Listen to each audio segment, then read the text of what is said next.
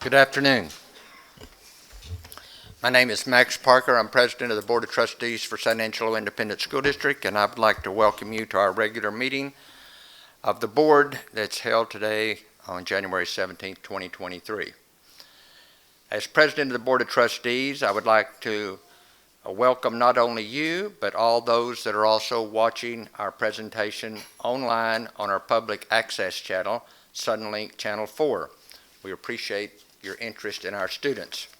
What I'm reading now is what we read before every meeting that sets out the guidelines that state law provides and how we handle our meetings. All items that are going to be discussed at our meeting tonight have been posted as required by state law. As many of you are aware, the board meets a minimum of 2 times per month. And most, if not all, of the items on our agenda this evening have been previously discussed at our earlier pre-agenda board workshop held last Monday. As members of the SAISD Board of Trustees, we're here to set goals, listen to reports from our superintendent and administrative staff, approve budgets, contracts, and personnel appointments, and to make policy for the district.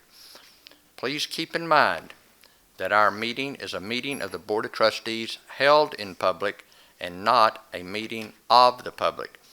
However, prior to taking any votes on any agenda item, I will ask audience members if they would like to make any comments.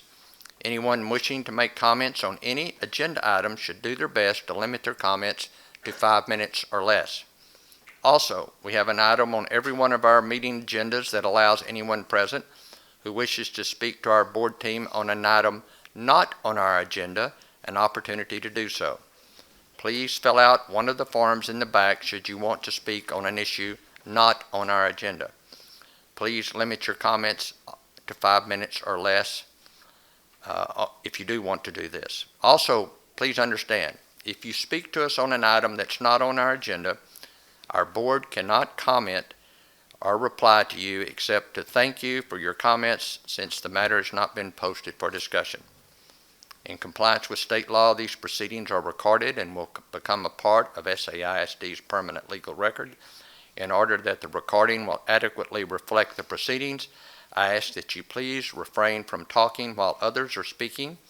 I also ask, as I remind my fellow board members, to please turn off or silence your cell phones now. Again, it's my pleasure to welcome you to tonight's meeting. I thank you again for taking time to join us at this meeting. We appreciate your interest in the activities of our students and the business of our district. With that said, I want to recognize that we have a quorum here. All our board members are present except Dr. Taylor Kingman, who is out of town with his family. He'll be back tomorrow. And with that said, I'm going to ask Cassie Wright, the lead pastor at Parkside Community Foursquare Church, to come forward and lead us in our invocation. Good evening and thank you. Let's pray. God, in the scriptures we see that if we ask for wisdom, you are a God who generously gives. So Lord, we ask tonight that you would give wisdom to every one of our board members. Lord, you know them by name, and I ask that you would give them a special measure of wisdom tonight that only comes from you. God, we pray for the over 14,000 children who are directly affected by what is decided in this room. We ask that you would provide help to them, protect them while they are in our schools, and root out anyone who would seek to harm our children. Lord God, we collectively say we need you. God, would you make our physical 25 buildings where children gather safe havens, where children are seen, known, challenged, corrected, and educated in a way that would bring about their flourishing. Lord, we thank you for the investment of those in this room tonight, the board, the parents, the teachers. May their efforts and ideas produce good fruit in our children and for your kingdom. May it be so. In Jesus' name we pray. Amen. Thank you, Pastor Wright. Thanks for sharing time and to be here with us tonight. All right. Now I'm going to ask 4 of our top San Jacinto Elementary students to come forward. Electra Silva, Christy Herrera, Michaela Garcia, and Michael Cura come forward. And then I'm going to ask all of you if you'll stand. They're going to lead us in the pledge to the United States flag and the Texas flag. This way, guys. Come around.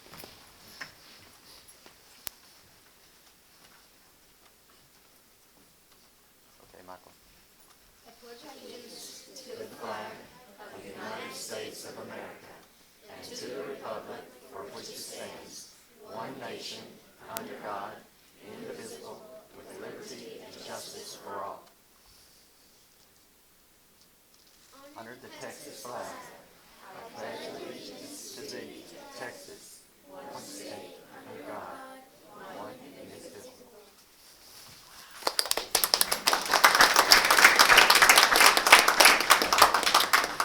Any parent that wants to come up and take photos, come on up.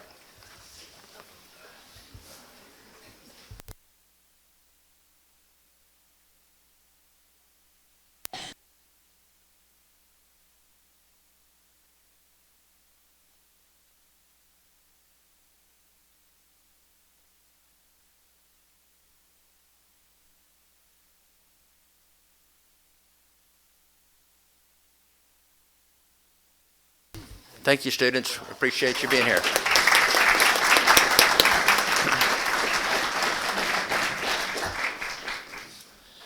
Yesterday, our school had a holiday for our students celebrating Martin Luther King Day. I wanted to read something to you, just a short piece of an article that was written by Martin Luther King in 1947 when he was a student at Morehead College. It was in the editorial page, and the portions I'll read is this. Education must train one for quick, resolute, and effective thinking. To think incisively and to think for oneself is very difficult. Education must enable one to sift and weigh evidence, to discern the true from the false, the real from the unreal, and the facts from the fiction. The function of education, therefore, is to teach one to think intensively and to think critically. I think that's a very appropriate that I mentioned that because of our holiday yesterday, but also here behind Ms. Duncan, you see it says San Angelo ISD Learner Profile, which you can find online at our website. And one of the profiles that we are expecting that our students and hoping that our students will have by the time they graduate from SAISD is to be a critical thinker. So over maybe close to 75 years ago, that was one thing that Martin Luther King thought was very important, to be a critical thinker, and that's something that we at SAISD are trying to teach all our students. All right, at this time I'm going to turn it over to Farrah Gomez to recognize some of the SAISD home instruction teachers.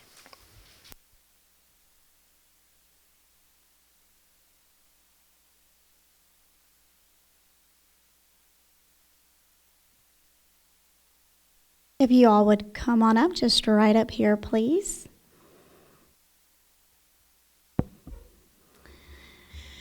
Mr. Parker, Dr. Detloff, and members of the board, we are honored this evening to recognize our SAISD home instruction teachers. These staff members adapt instruction to meet the needs of students in off-campus settings because of physical or emotional factors. They work with students from all ages and grade levels, write individual lesson plans, have specialized training, including the ability to provide accommodations and technology according to students' learning needs, and are constantly adapting to change. They make projects and classes that would otherwise be impossible in these situations possible, from getting equipment and materials to finding donors. Their heart goes out to these students and families, and it shows in all that they do. They are usually the ones working behind the scenes and behind closed doors, but this evening, it's our honor to bring them to the front for the much-deserved recognition. So, Dr. Deloff, if you wouldn't mind coming up for a picture, and when I call your name, I'll have a certificate if you'll just stand up front and we'll take a group picture. So we have Clarissa Bowers,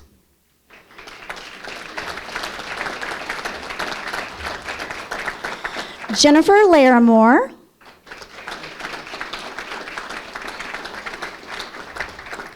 Thomas Hughes, and Melody Holland. I'd also like to recognize, I think they're out there somewhere in the audience, Miss Brandy Tyner, our Director of Special Programs. Okay. I see some of our other coordinators, Miss Trudy Henry and Miss Joellen Gonzalez. So again, thank you for all that you do. And sometimes you guys aren't at the front, but a lot of people brag about you, and I was sworn to secrecy, and I also went to you in person, so I won't tell all the stories, but one final round of applause for making dreams come true in SAISD.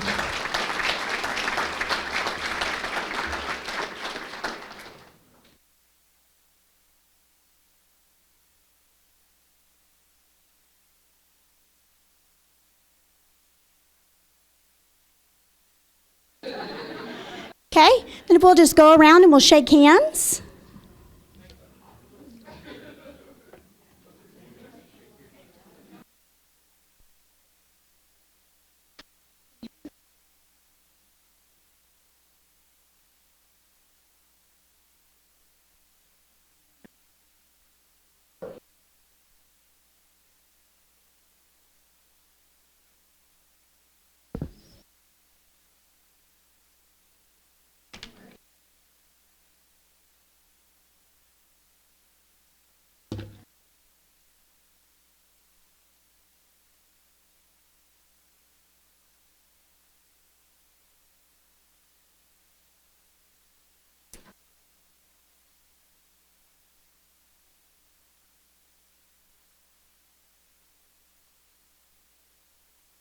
For our next recognition, we'd like to talk about our SAISD Grow Your Own Future SAISD Teachers. SAISD partners with multiple universities to help our current paraprofessionals earn their bachelor's degree. Here this evening, we have our latest cohort who is starting on the work to have their own classroom. Working full-time and going to school full-time is not an easy task. These employees will be eligible to have their own classroom in SAISD after graduation. We are proud to recognize these employees for this accomplishment. When we call your name, if you'll please come across, and Dr. Detloff, again, I'm sorry, it's an up and down this evening, but we definitely have to have you in the picture. Okay. We might not be in alphabetical order. As a former first grade teacher, please don't tell on me. Vivian Balderas.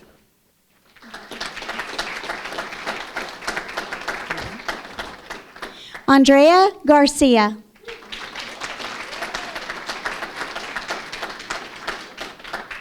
Beatrice Garcia.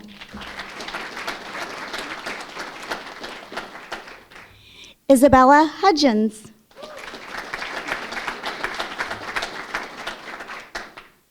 And now, Perez Vera.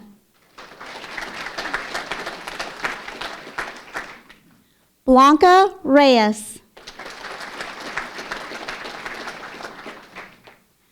Brooklyn Vasquez. And Caitlin Viperman.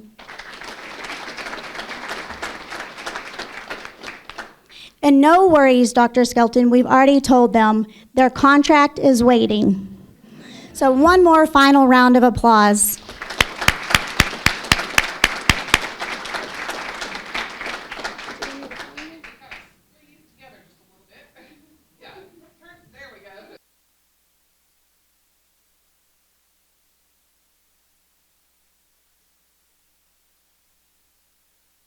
I would just like to recognize we have several others in this cohort that weren't able to join us this evening.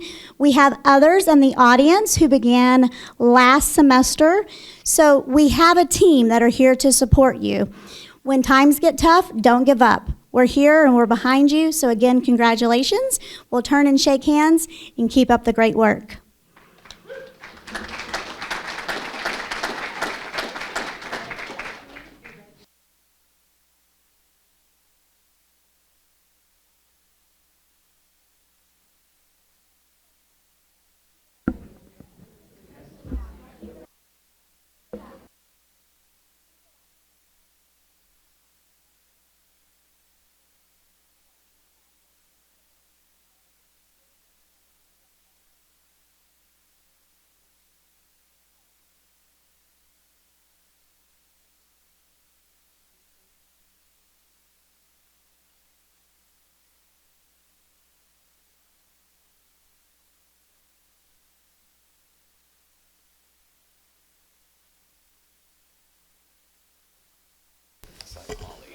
Yeah, Molly Turk now will be our Director of Communications, has a couple more recognitions.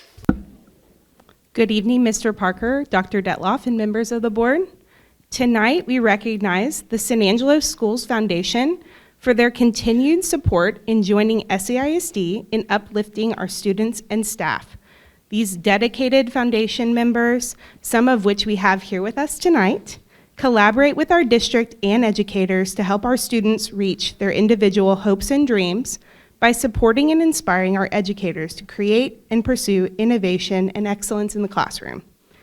Since 1989, the Schools Foundation has awarded a total of over $800,000 in grants to teachers, and in November, they awarded over $85,000 to 140 SAISD educators and 6 all-campus grants, which impacts 23 of our campuses.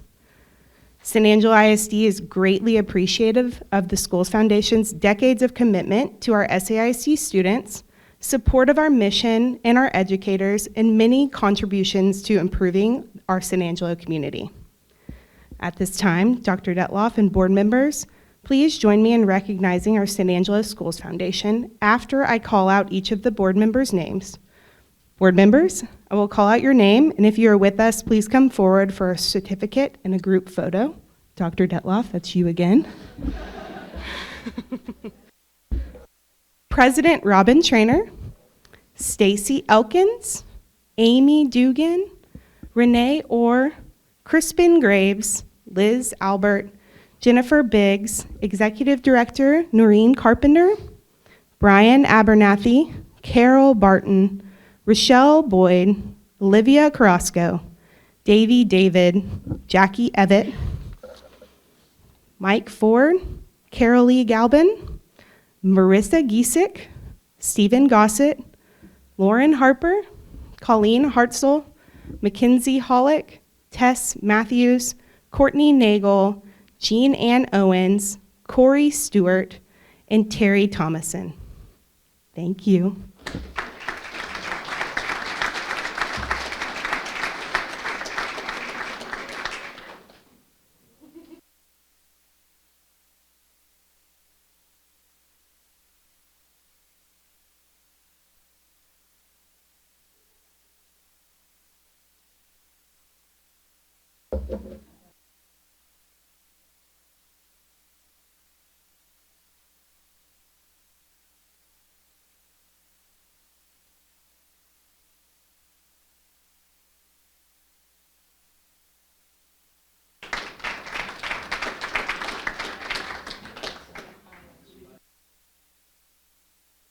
They will.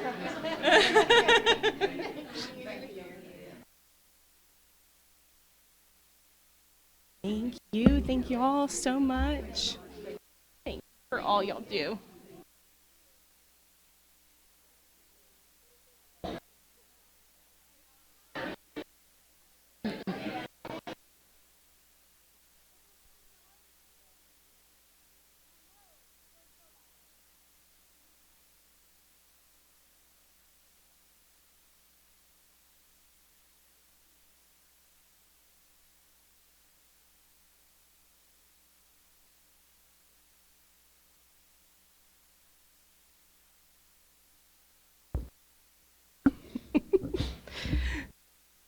I have the honor, on behalf of San Angelo ISD, our educators, students, and community members, of thanking some very special servant leaders who are actively involved in overseeing the many great things happening in our district. January is School Board Recognition Month nationally and in the state of Texas, and as of this morning, in the city of San Angelo. So today, we pause to honor you. Thank you to our 7 committed and dedicated board trustees, Gerard Gallegos, Pam Duncan, Taylor Kingman, Max Parker, Bill Dindal, Amy Mazzell Flint, and Lupita Arroyo. Your unified dedication to every one of our students and staff members and commitment to making the best possible decisions is critically important to our community and the future of San Angelo. With your guidance, intentional planning, and support, SAISD students have the resources to develop strong foundations to obtain their hopes and dreams. We hope you all enjoy the socks designed and printed by our career and technical education graphic design students through their sublimation machine, and the notes from our elementary students and principals. I want to share a few of the words of gratitude from a few of our principals. Our city is blessed to have a board of individuals that work collaboratively to guide our district. The trustees of San Angelo ISD volunteer their time, energy, and wisdom to serve our great city. In recent years, the trustees have set strong goals with a clear vision, leading our district to provide opportunities for students to pursue their own hopes and dreams. The SAISD Board of Trustees makes a difference at Fort Concho Elementary by their leadership, commitment, and passion for the students, families, and our community. We appreciate your collaborative effort to work together to make decisions that impact and improve our district. Thank you. San Angelo Board Trustees make a difference every day by exemplifying the SAISD educator profile in all they do. Our trustees are fully committed to engaging students in their education, celebrating all the ways students are smart. Furthermore, our trustees value collaborating with families in the community. Dr. Detloff, board trustees, at this time, would you please come forward for a group picture?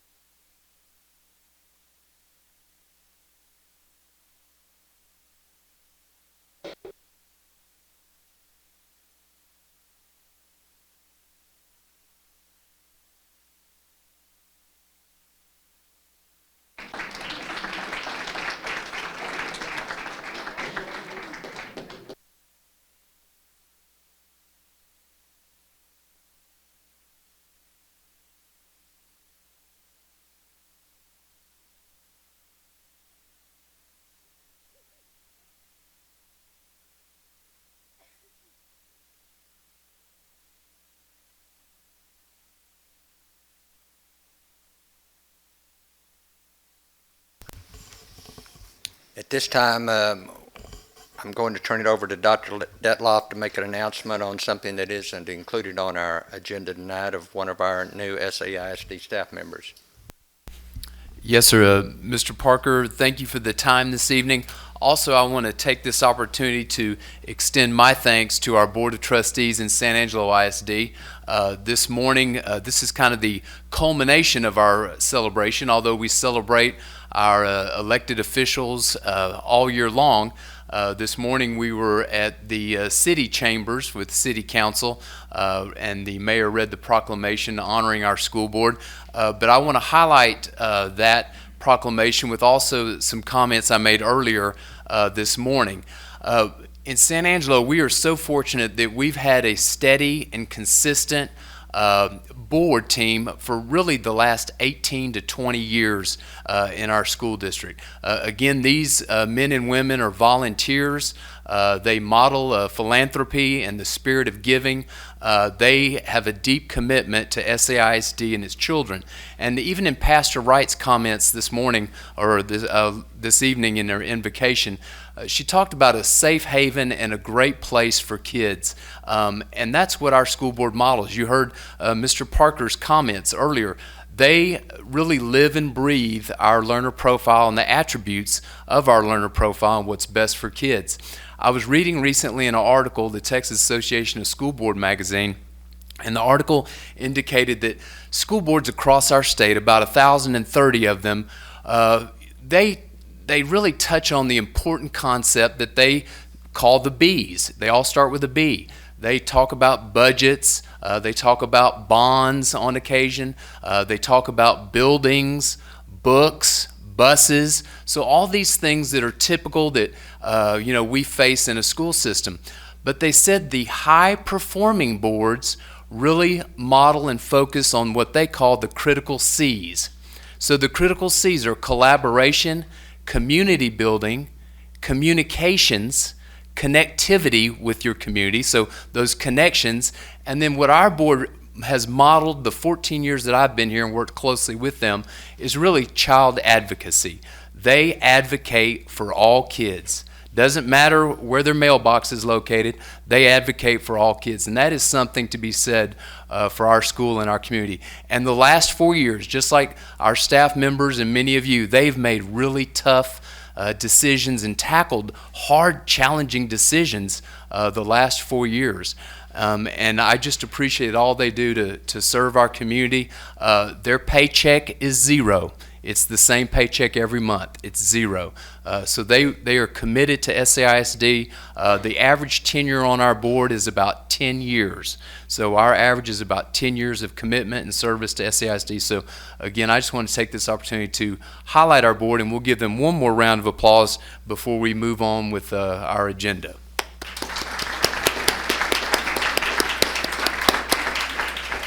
And in other highlights, now Mr. Parker did show me this design written or drew, I guess a student, this artistic landscape was drawn by a student, and it must be a superpower, Mr. Parker. I'm not sure, but I think you should hang that up. So another great gift.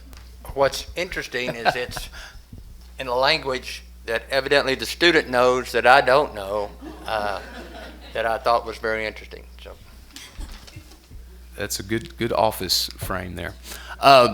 In other highlights, many of you know we have been looking for our Chief Financial Officer, Assistant Superintendent of Business Services. We have been fortunate. We've been looking for this position since about September. We've been fortunate that Dr. George McFarland was with us for about a 3-year period in SAISD, and prior to that, Dr. Jeff Bright for 17 years. So Dr. Bright and his staff, and continued through Dr. McFarland, have done an incredible job being fiscally conservative with our school finances over many, many years. So we are honored to carry that tradition on this evening with just an incredible hire that has a long history of local roots and calls San Angelo home. So it is my pleasure this evening at our board meeting, at our pre-agenda meeting last week, we had the ability to take action on the hiring of Dr. Merle Brandon. Dr. Brandon is currently the superintendent in Stanton ISD. More importantly, he was also the principal of Lincoln Middle School here in San Angelo. Also on his resume, he was the high school principal of the year for the state of Texas in his past. So we are so delighted that he has those credentials as well. And also, he has worked in Belton ISD as Assistant Superintendent of Support Services, Transportation, and Belton ISD, for those of you that know, is near Temple, and it's about 13,000 to 14,000 students in Belton ISD also. So a very typical district that looks a lot like San Angelo ISD does. And tonight, we are honored to have Dr. Merle Brandon with us. He will officially start February 1st. and he brought all the superheroes in his family with him. So we'll let Dr. Brandon stand up and introduce this great group of folks that you have with us. So Merle, we're honored to have you with us, and we're so thankful that you are going to come here and continue your leadership. So Dr. Brandon, come on up. Thank you.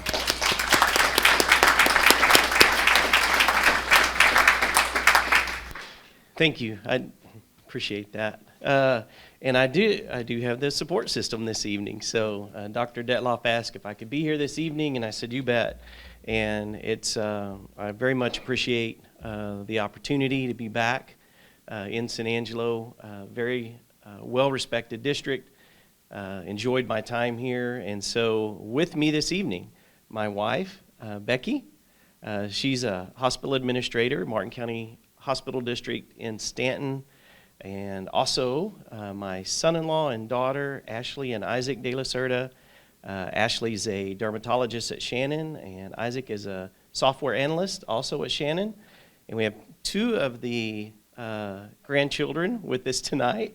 Yeah, 2 of the 9.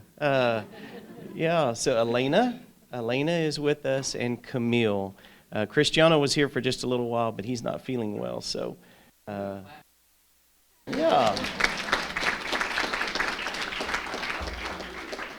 Anyway, Dr. Bright is now every day sending me email.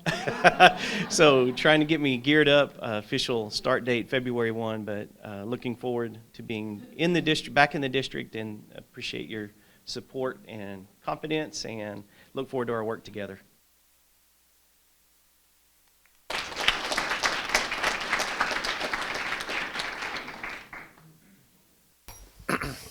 Okay, Board, we have an action item that we need to approve our minutes for December 5, 2022 pre-agenda workshop and December 12, 2022 regular board meeting. Do I hear a motion to approve? Move for approval. All right, I have a motion by Dr. Dendel and a second by Ms. Royo for this agenda item. Is there any other board discussion? Is there any public comment on this agenda item? If not, all in favor say aye. All opposed say no. Motion passes. All right, this is the section that I told you about in my opening comments for anyone that wants to offer public comments on topics not on the agenda this evening. I've been handed at least one sign-up sheet for Carla Cardenas. So Carla, if you're here, you can come forward now.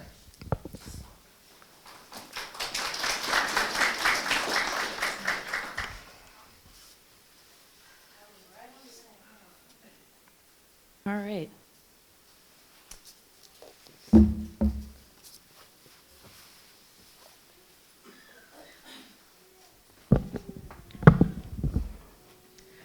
Hi, everybody. I'm the parent of a current 4th grade student, kindergarten student, as well as a future kindergarten student at San Jacinto Elementary.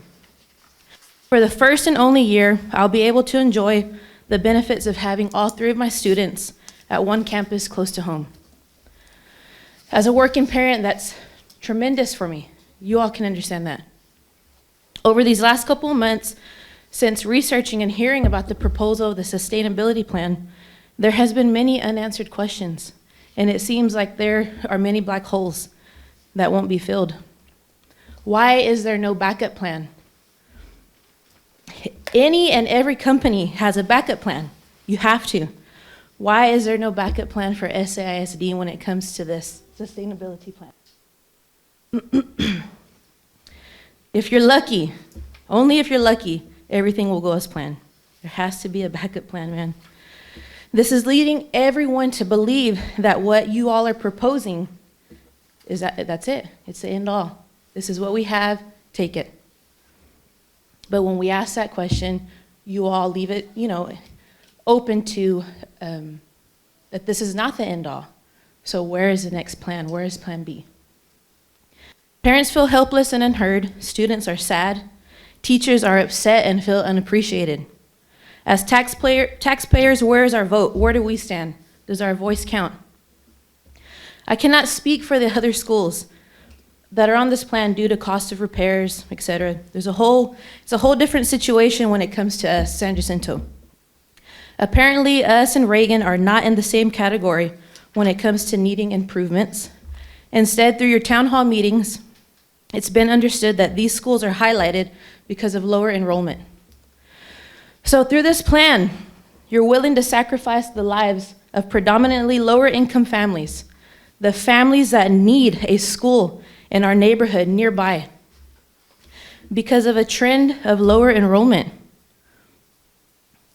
Through this plan, you're willing to sacrifice the lives, like I said, of predominantly lower income families. Some of you that are on the board right now do not frequent our neighborhoods, and honestly, you have no reason to. Some of you that are on stage today have absolutely no idea what the families in our neighborhoods go through on a daily basis.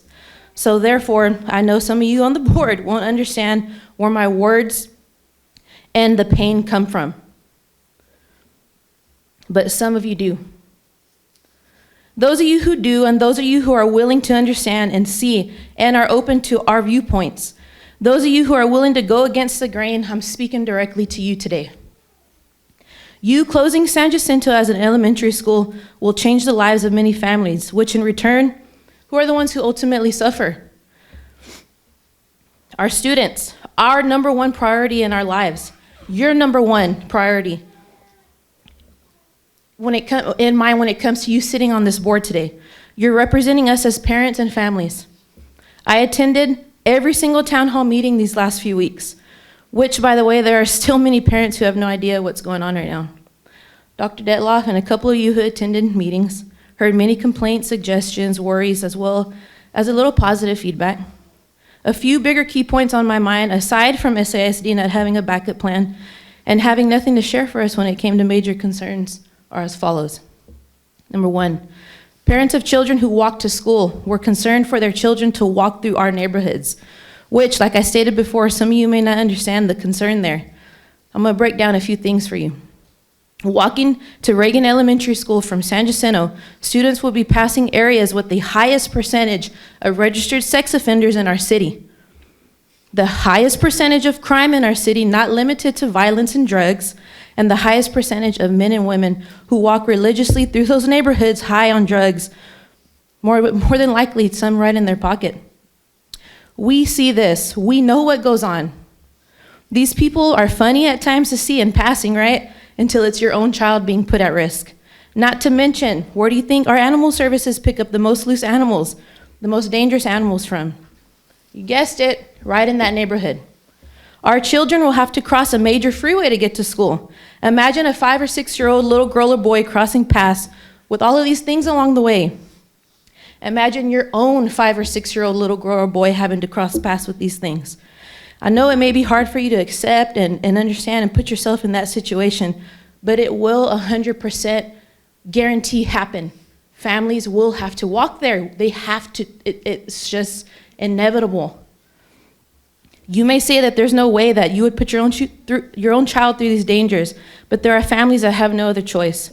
Knowing that even one little girl or boy or one family will be affected by this, does this not lead you in the direction of a panic, of figuring out another plan, figuring out something else that will work and not put our families and children at risk or in these dangerous situations? Our families don't have the luxuries that other families across town may have. That's just the ugly truth. And let me state, when asked at the town hall meeting at Reagan Elementary School about walking through these neighborhoods, Dr. Detloff personally stated, as he personally walked through that neighborhood, after hearing the concerns from the San Jacinto parents, he said he would not want anyone to walk through these neighborhoods himself. Between our schools, we don't have any prominent figures to stand up here right now and fight like hell to keep our school open. There are no doctors, there's no lawyers, no one with status to shut this idea down. So we, as your everyday hardworking parents, are here today to try our best to get through to all of you and help you see what we're going through. You may not see this room filled with all of our parents right now.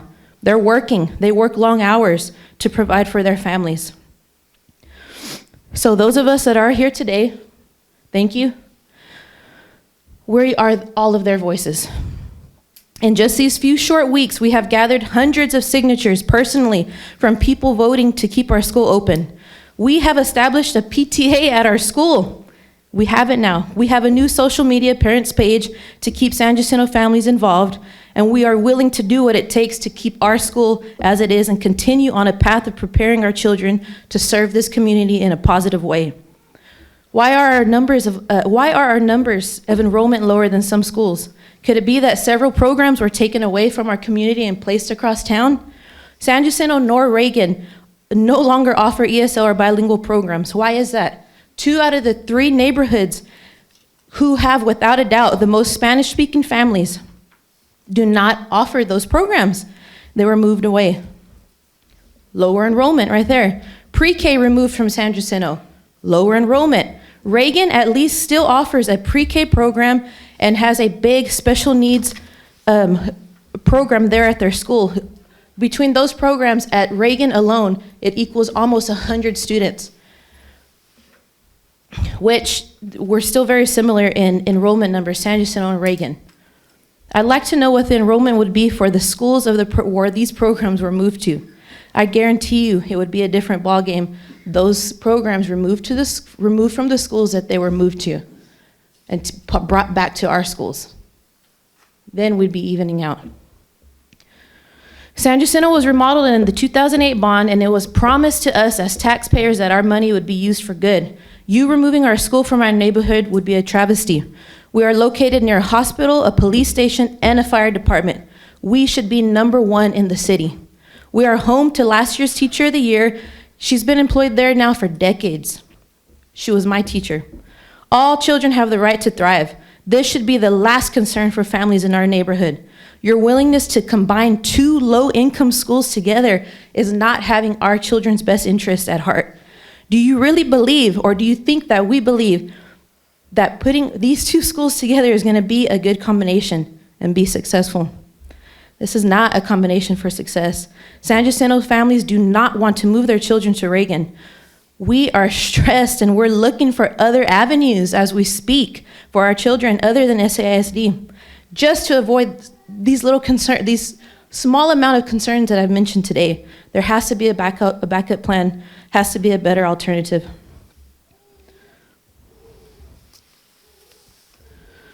Ms. Cardenas, I don't know how many more minutes you have. I've given you twice as much time. I'm as almost allotted. done, sir. Okay.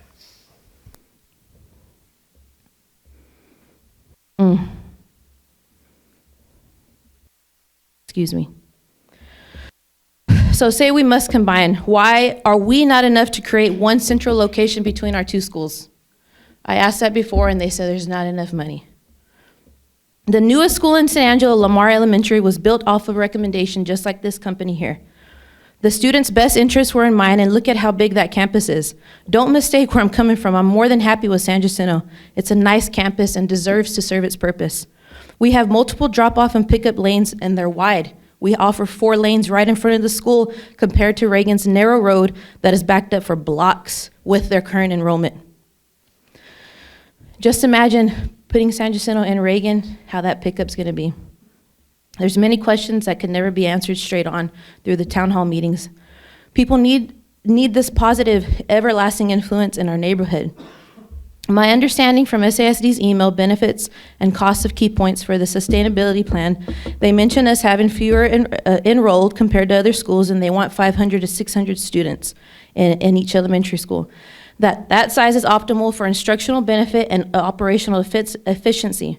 With my own personal experience through myself and my own kids, less has been more.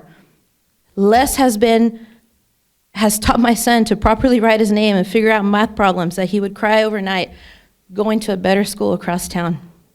Less has helped pinpoint where my son is struggling, and now we're guiding him in the direction he needs to be in order to be a productive citizen. I can't imagine where he would be if he stayed at his other school.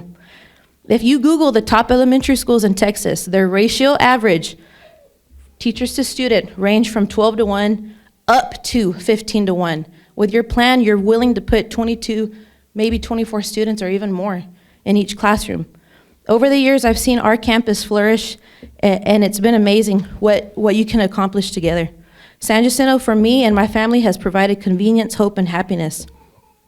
I'd also like to mention, since becoming an advocate for this cause in the last few weeks, teachers, parents, faculty have tried to reach out to me anonymously.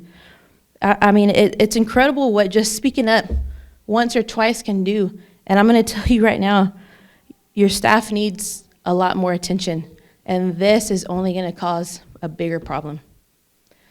I know you guys won't vote until February, and I'll be back with a lot more solid facts, but I hope what I said today touched some of you. I'm from San Jacinto. Thank you for your time.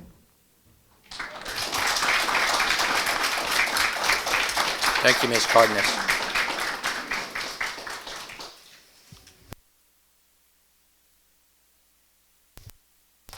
I don't have anybody else that signed up. Is anybody else giving public comment? Yes, ma'am. You need to be sure you give us your name, and you need to sign up so we'll have your address and phone number also.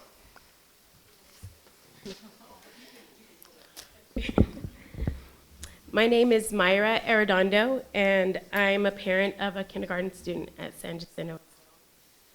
I attended San Jacinto all my elementary years, and it just really breaks my heart what's being done. I had sent an email to Dr. Detloff, and some of my concerns were answered, and what I did want to share was, I don't know if this was even already thought out, but I had sent on the email how looking at the boundaries of San Jacinto and Reagan, that the boundaries of San Jacinto cover more of San Angelo, and Reagan is more centralized.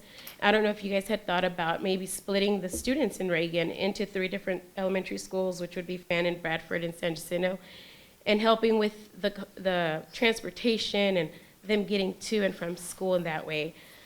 Just because with sending all the San Jacinto students, you have students going from, I don't know how aware you guys are of San Angelo, but the boundaries cover all the way to like Bell Street and Concho Street, and that is still under 2 it's under 2 miles, so it does not cover transportation. So I don't know if that has been put into place, if because there are railroad tracks and major highways, if transportation will be offered to those students that need the transportation from San Jacinto to Reagan. Also with the buildings, I don't know, I believe Reagan already has an elevator or something because they have the 2-story. San Jacinto doesn't. So with this younger students coming to San Jacinto and the special education program, will an elevator be put in place? Because then the upstairs can't be used for safety reasons because they are younger students and some of them can't go up the stairs. And also, when I was looking at the pre-K campuses at the last meeting, or one meeting, it was said that only 4 campuses would go to San Jacinto, but at a meeting that we had with Christy Diego, she informed us that all pre-K will be going to San Jacinto, and those are 8 campuses of pre-K, and so will that be enough? Because it's all going to be down at the bottom, so then the whole school won't be utilized to its advantage. And other than that, I think, like Carla said, what is our plan B? And I guess that's the main answer we want. What plan B do you guys have in mind to help with, or to cover the concerns that we have in regards to transportation and high numbers? Thank you, Mr. Arredondo.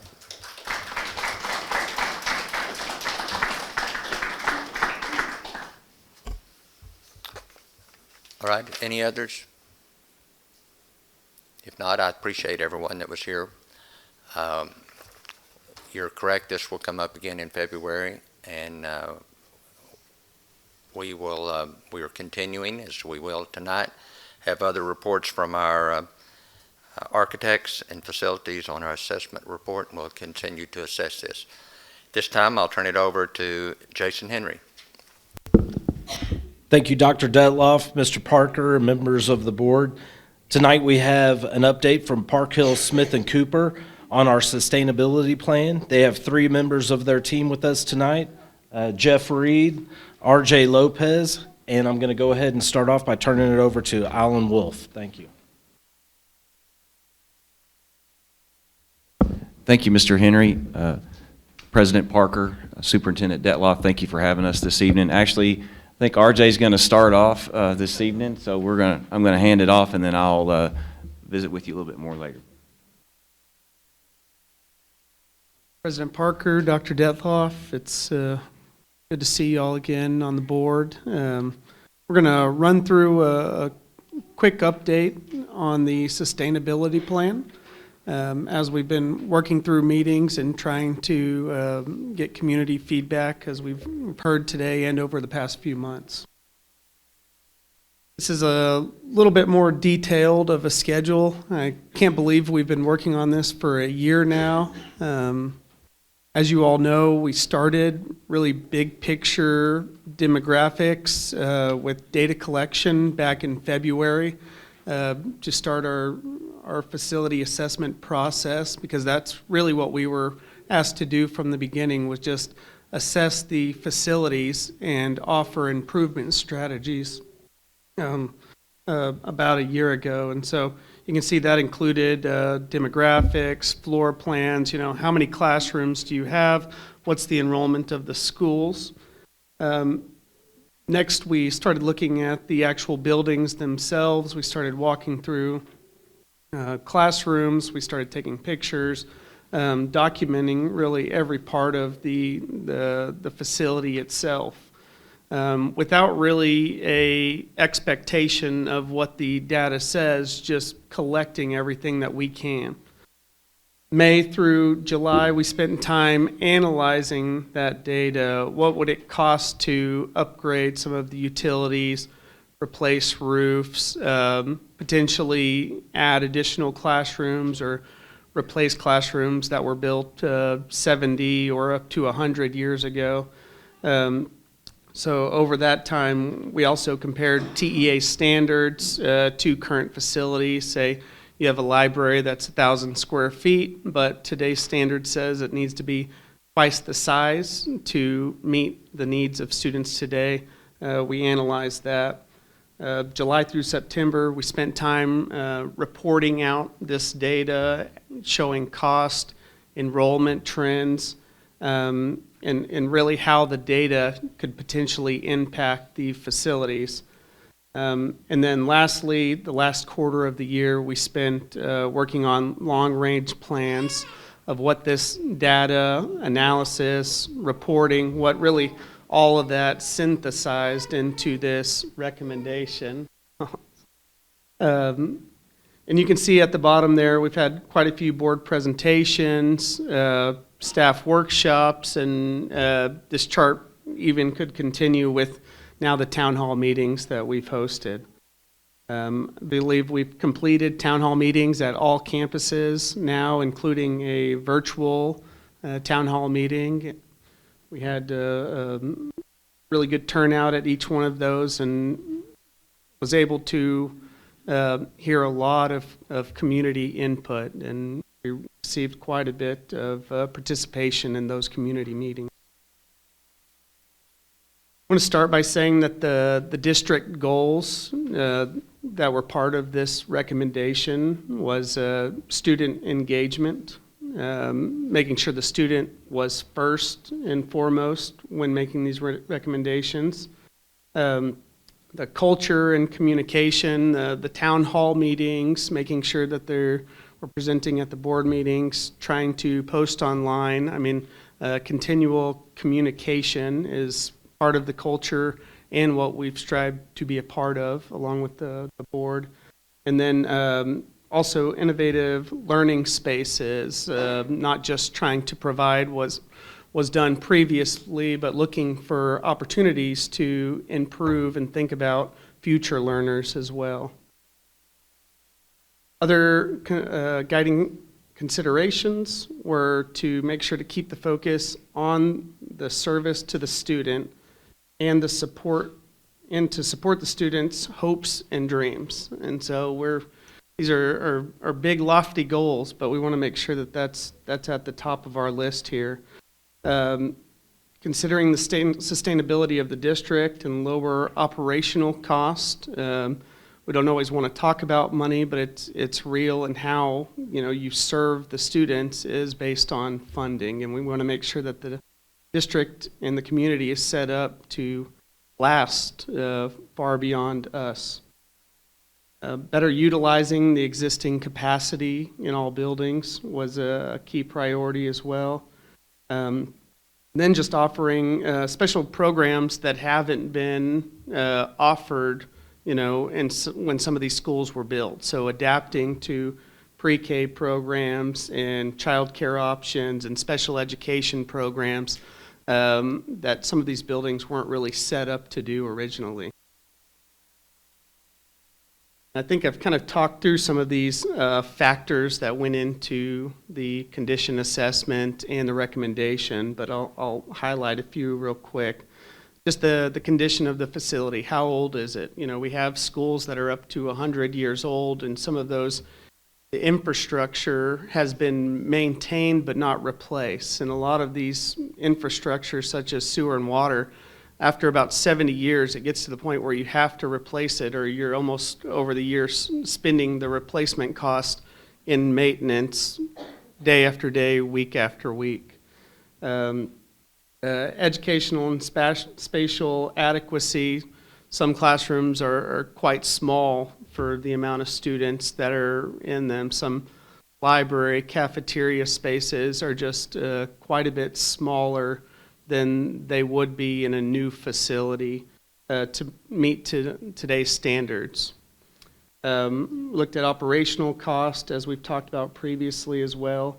And then also just the ability for the campus to be expanded in the future to accommodate some of these areas. So even if we're not building it necessarily right now, because it might require a bond to do so, we want to make sure that we're not improving a campus that wouldn't be able to last another 20, 30, 50 years potentially in the future. So we want to make sure we're not are hurting us down the line. And then obviously the locations of the special programs has been a consideration for this recommendation. We've been asked to look at our facility assessment is a 100-page book with a lot of information and cost, and we've tried to distill that information into one-page slides that help talk about the advantages and disadvantages of repurposing facilities. And this example is Austin Elementary. So this is the repurpose or close Austin criteria. And I'll start with just one of the advantages is to remove the continuous maintenance of a 1929 Austin campus. The facilities managers and maintenance crew that we talked to when we were walking through the facility offered up a lot of information about having to be there on a regular basis, and just trying to keep the building in working order is a chore in Austin. Same with the principal and the staff. I've had continuous instances of issues with some of the basement and some of the wood structure that's there. It's also in a decreasing enrollment campus. It's experienced 24% reduction in student enrollment over the past 10 years. It has a original wood structure that's under continuous maintenance and inspection. Currently, I do not know of any schools that have been built in the past decade that would use a wood structure such as Austin's, just because of that. You have to pay special attention to make sure that structure stays stable. Same thing with some of the utility systems, underground utilities, trying to maintain and keep those systems running. They have significant insects, rodents, and smells throughout the building, and a lot of that is resulting from a basement system that really can't be removed or replaced without the entire building being replaced. And then a lot of these things on the next few rows can be said for many of the other campuses, such as just reducing the operational overhead cost of an older building compared to a newer facility. There's less insulation, which increases the amount that you would spend on heating and air conditioning. There's keeping up with the sewer, water, all of the electrical infrastructure. So that can be said for quite a few of the campuses on the list. We're also have the goal of getting more spaces under one roof for safety and security reasons. Austin has multiple disconnected buildings where the students and staff are having to walk outside between classroom and between the cafeteria or between one grade level to another grade level. So the fewer students walking in and out of the building at a time is more ideal from a safety and security standpoint. A few of the disadvantages, which is pretty common amongst some of these schools, is losing a small community school. And we know that it's a key point, and we definitely don't take that lightly. So that's at the top of the list, one of the top of the list disadvantages. Students and staff changing schools between elementary grade levels. I myself have a kindergartner last year that is now a first grader that switched from one elementary school to another. And I definitely heard him, have his concerns. And I know it's hard when your son says, "I'm scared. Do I really have to go to this new school?" It's tough hearing that. And the best I could say is that there's opportunity and that we're going to try it out. So I definitely don't take it lightly when we make these recommendations because it's definitely tough. The further commute for students and staff. I know we've worked with the transportation department, and that is something like Dr. Deathloff and Jason have made those walks to try to better understand the situation. And then the cost and plans to demolish, maintain, and repurpose existing buildings and site. We're aware of these disadvantages, and we want to make sure that we're talking about them and that we have all of these listed on the website for sure, and that we're addressing these concerns. Next list is the Altaloma repurpose close criteria. See, many of the disadvantages are pretty similar.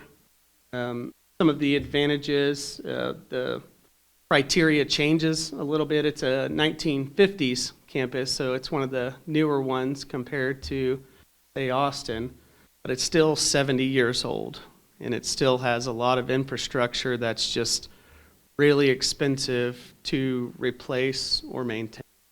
And so that's one of the factors as an advantage would be removing the continuous maintenance on that campus.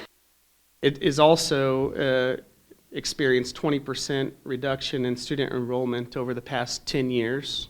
Well, campus does not have a dedicated parent drop-off pickup area. It uses main streets in the neighborhoods as part of the circulation for the parents and the students, so they're having to walk across the street when parking in parking lots. And I think I already hit on some of the utilities. Another big factor is that it's landlocked with that street that runs between or runs alongside it, making it very hard to expand now or in the future without drastically impacting the kids and still being pretty landlocked. So compared to Fannin, the Altaloma site's about half the size.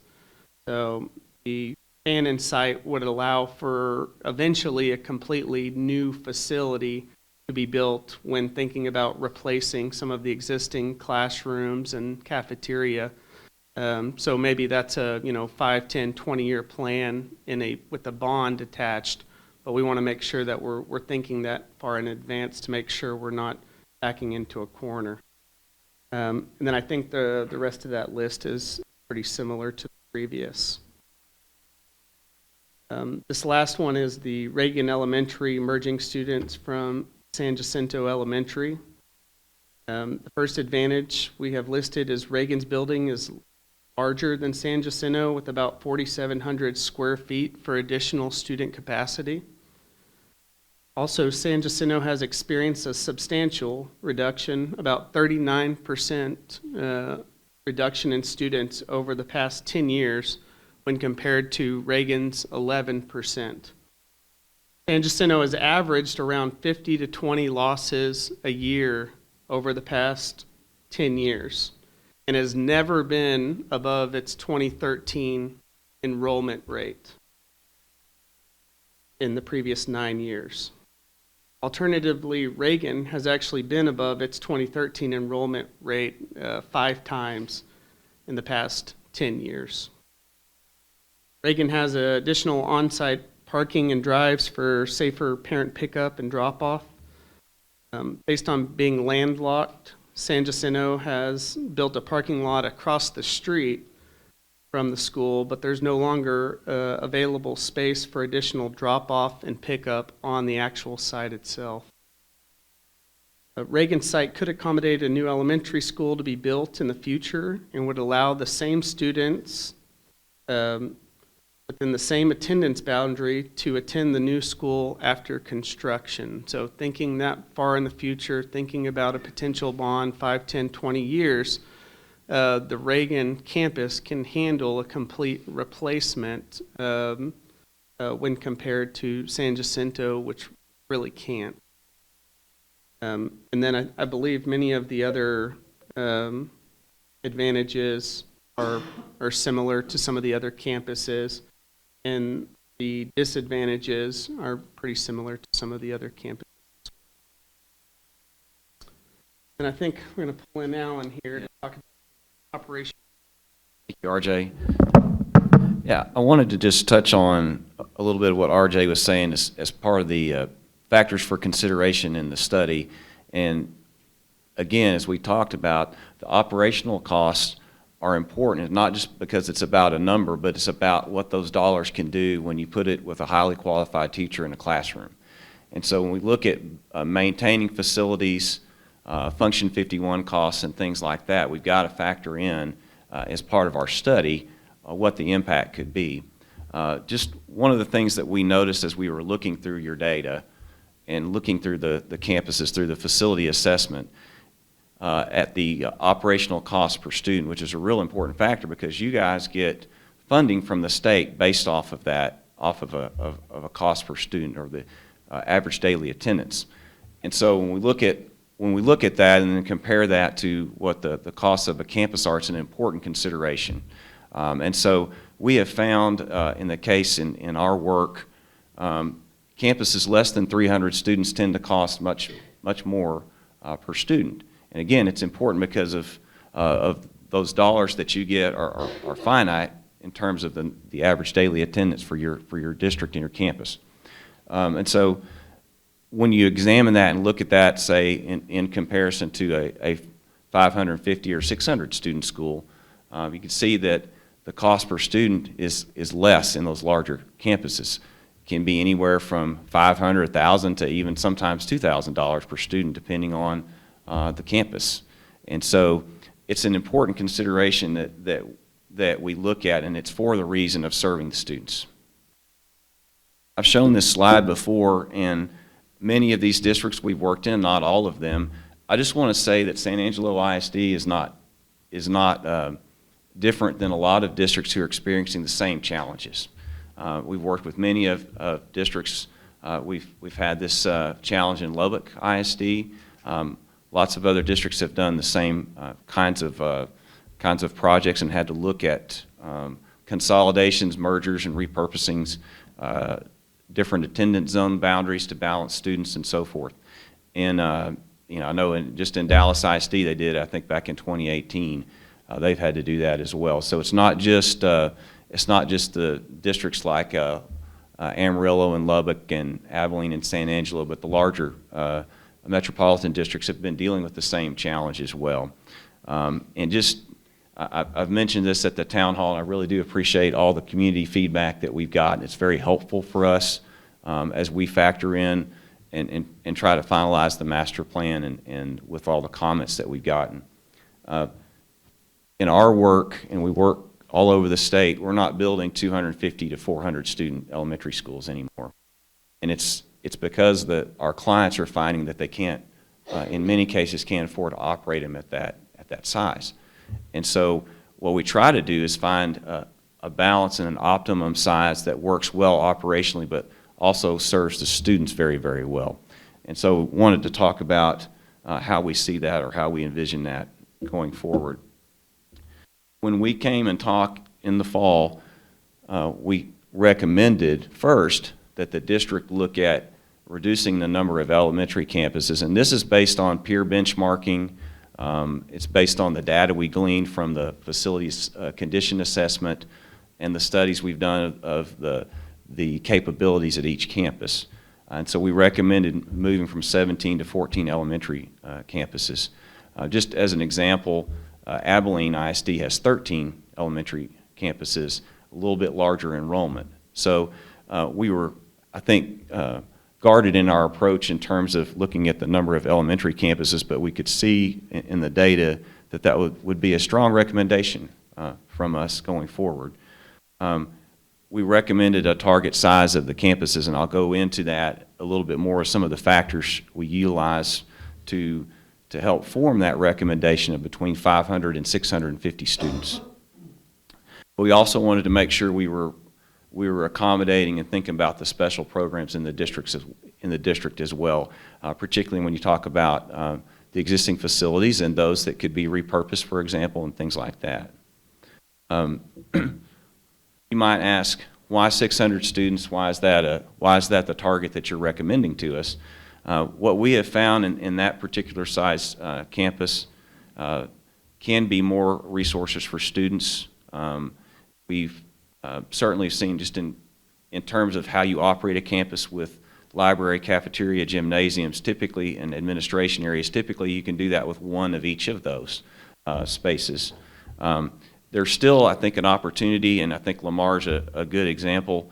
There's still opportunities for one-on-one or one-to-one learning and smaller learning groups and intervention groupings and things like that within the school. And you can see that Lamar has a makerspace, and that's something that I think I've heard it mentioned before, just in talking with your educators, how great it would be to have more of those type spaces. We have seen in other districts the opportunity where it can really strengthen professional learning communities. I'm not the expert on that. Dr. Gomez, Dr. Huddleston have spoken to that at the community town halls, but essentially, as I understand it, it gives more educators the opportunity to plan and work together. I know when my wife was starting out as a teacher in Lubbock ISD, it was a great help to her to have other folks around who could mentor her and they could work together. And I think there is that opportunity when you have potentially 4 or 5 teachers per grade level that you can get to that. And again, we've talked about the potential for also how the operational costs can free up those resources.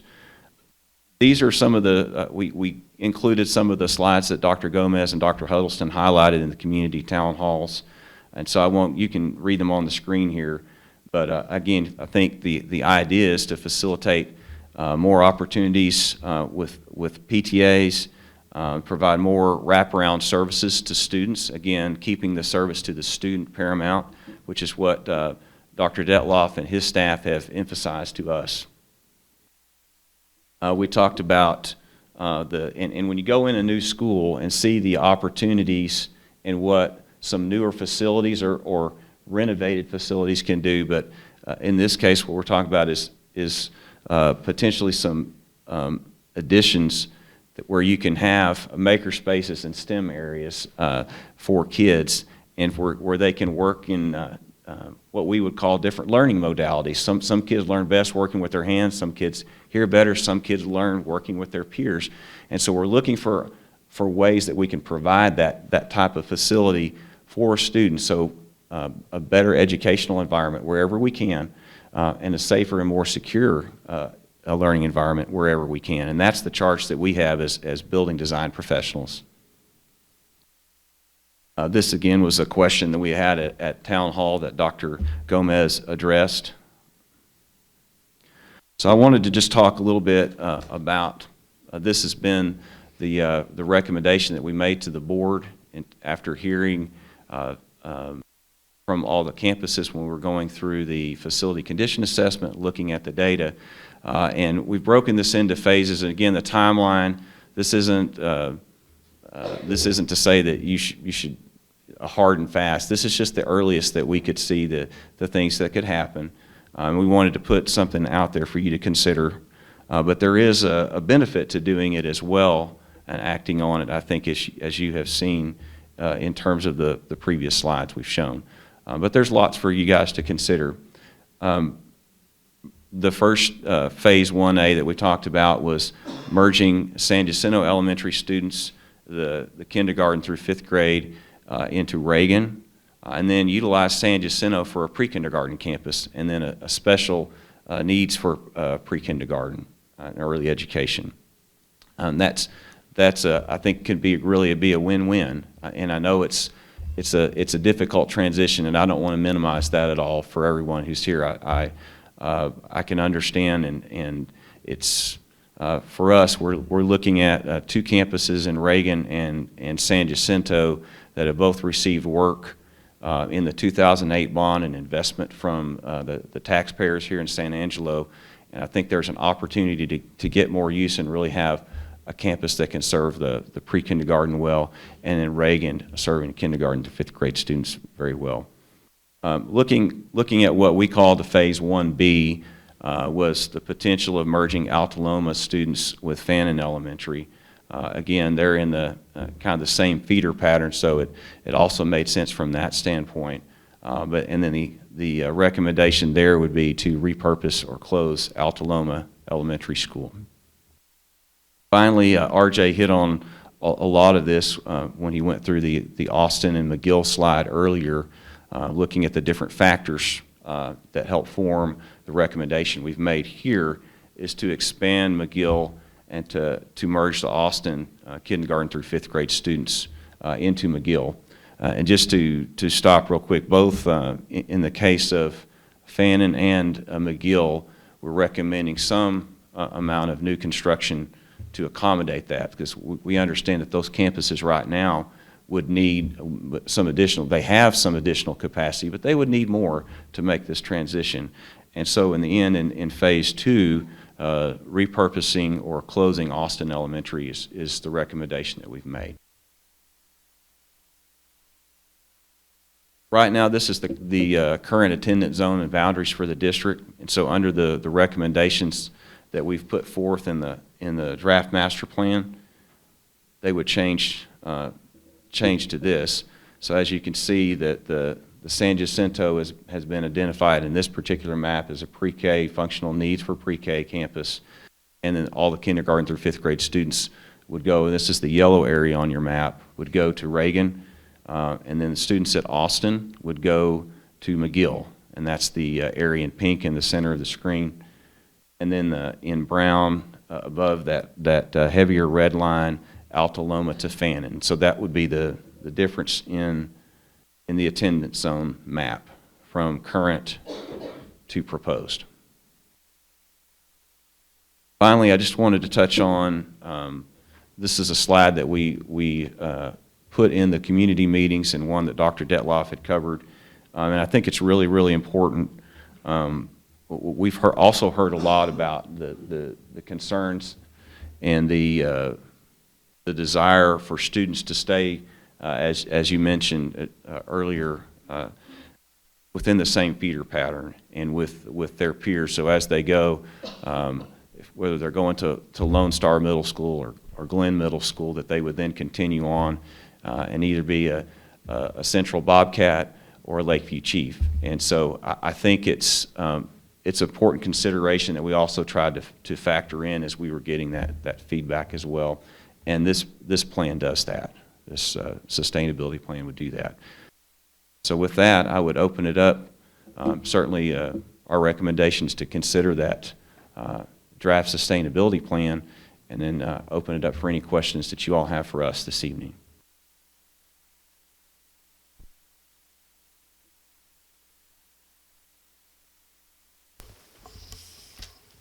Board, do you have any questions?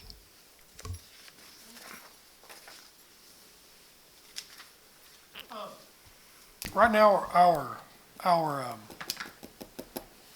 attendance, I think we're at 13, no, I'm sorry.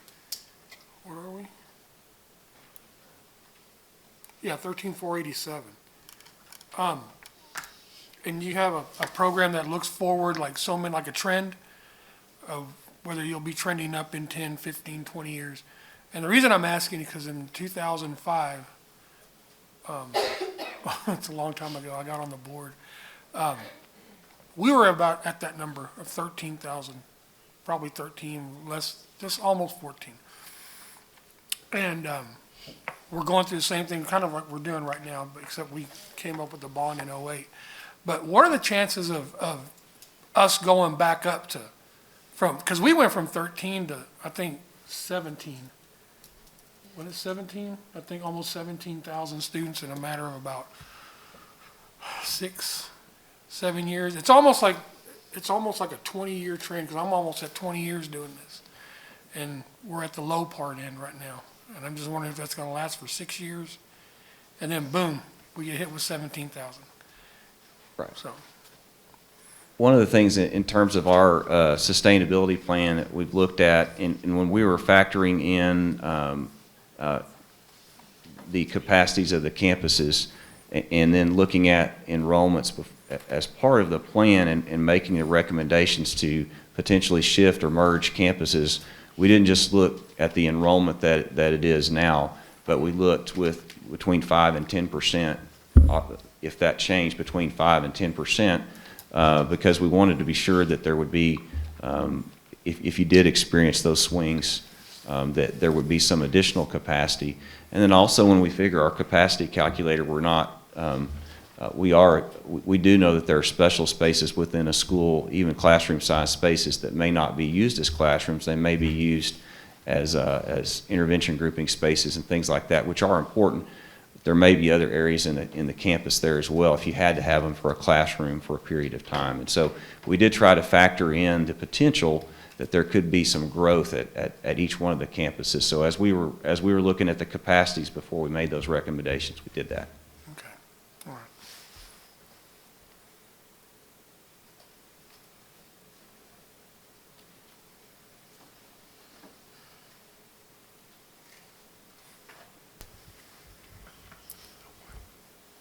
Any other board questions? I think we're going to, I think we have a couple of things we're going to meet in closed session also, that we may have some other discussions then, but I do appreciate you guys being here. You're in Lubbock, right? Yes, sir. Yeah, and so you're still having to make that trip back and forth, and I appreciate you doing that. And we will continue to gather information. I appreciate you bringing us up to date on other things that you've done for us and when we ask questions and get other questions. So with that said, we're going to move on with Thank you. Turn things over to, well, I don't know. Do we have anything that says Assistant Superintendent Business and Support Services CFO about our student enrollment report? Is that Dr. Bright, who said at our pre-agenda meeting that we didn't have anything there? Okay. And Dr. Gomez, update on academic programs.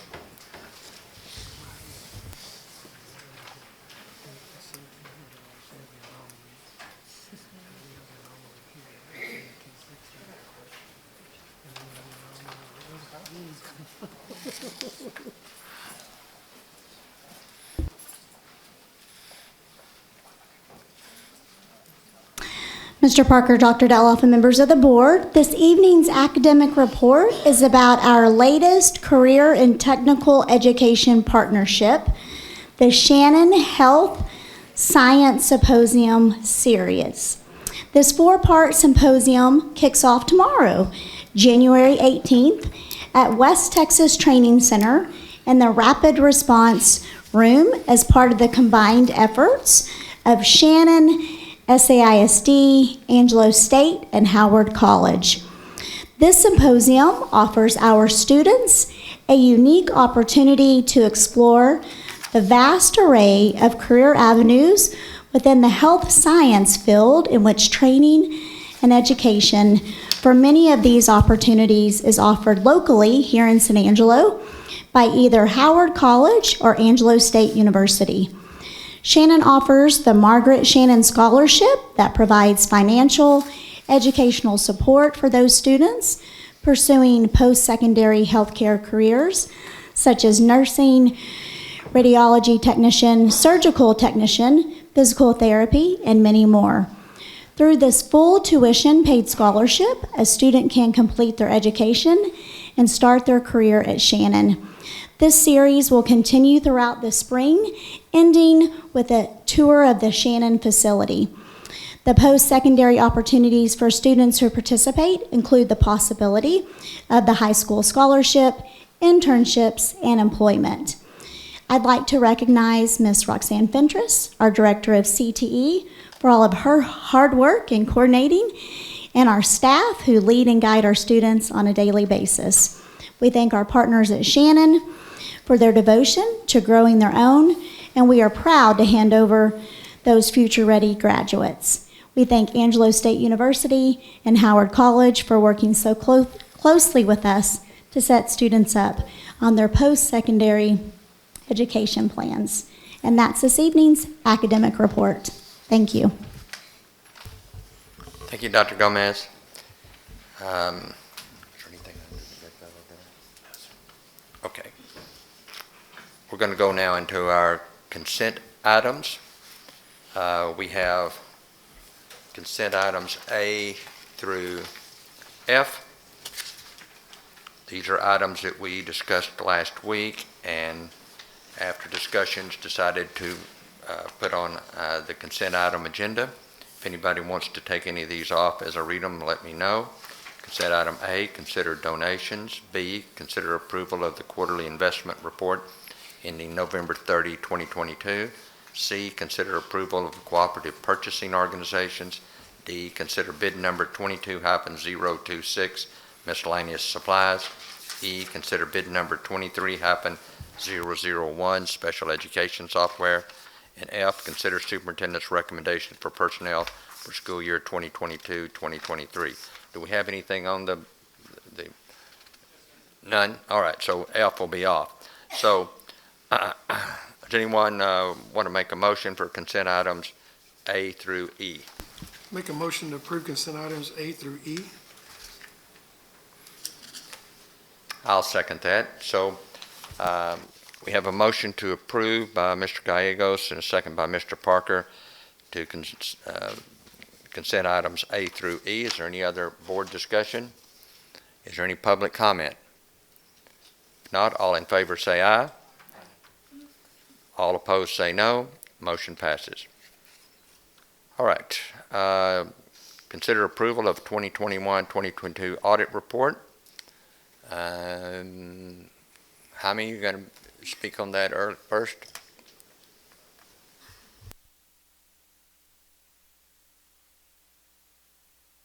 Dr. Detloff, Mr. Parker, board members, Jaime Guerrero, the comptroller for the district. Every year we engage an independent auditor to review our financial statements and present an opinion on it. This year again, Ide Bailey out of Abilene has done that for us, and we have Jeremy Stevens, CPA, here to present that for us.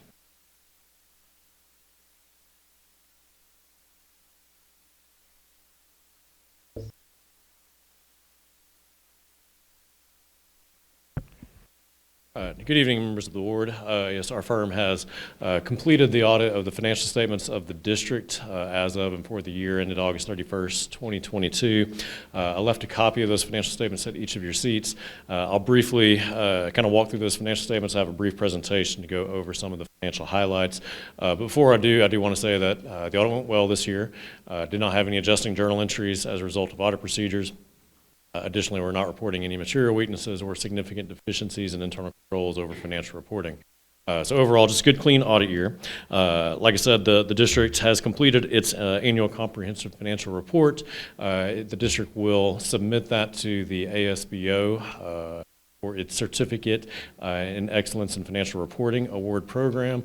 The 2021 ACFR was submitted as well. The district received that certificate last year. I think there's only 59 of those certificates awarded to districts last year. Just to let you know, that's kind of where you stand is in high regards.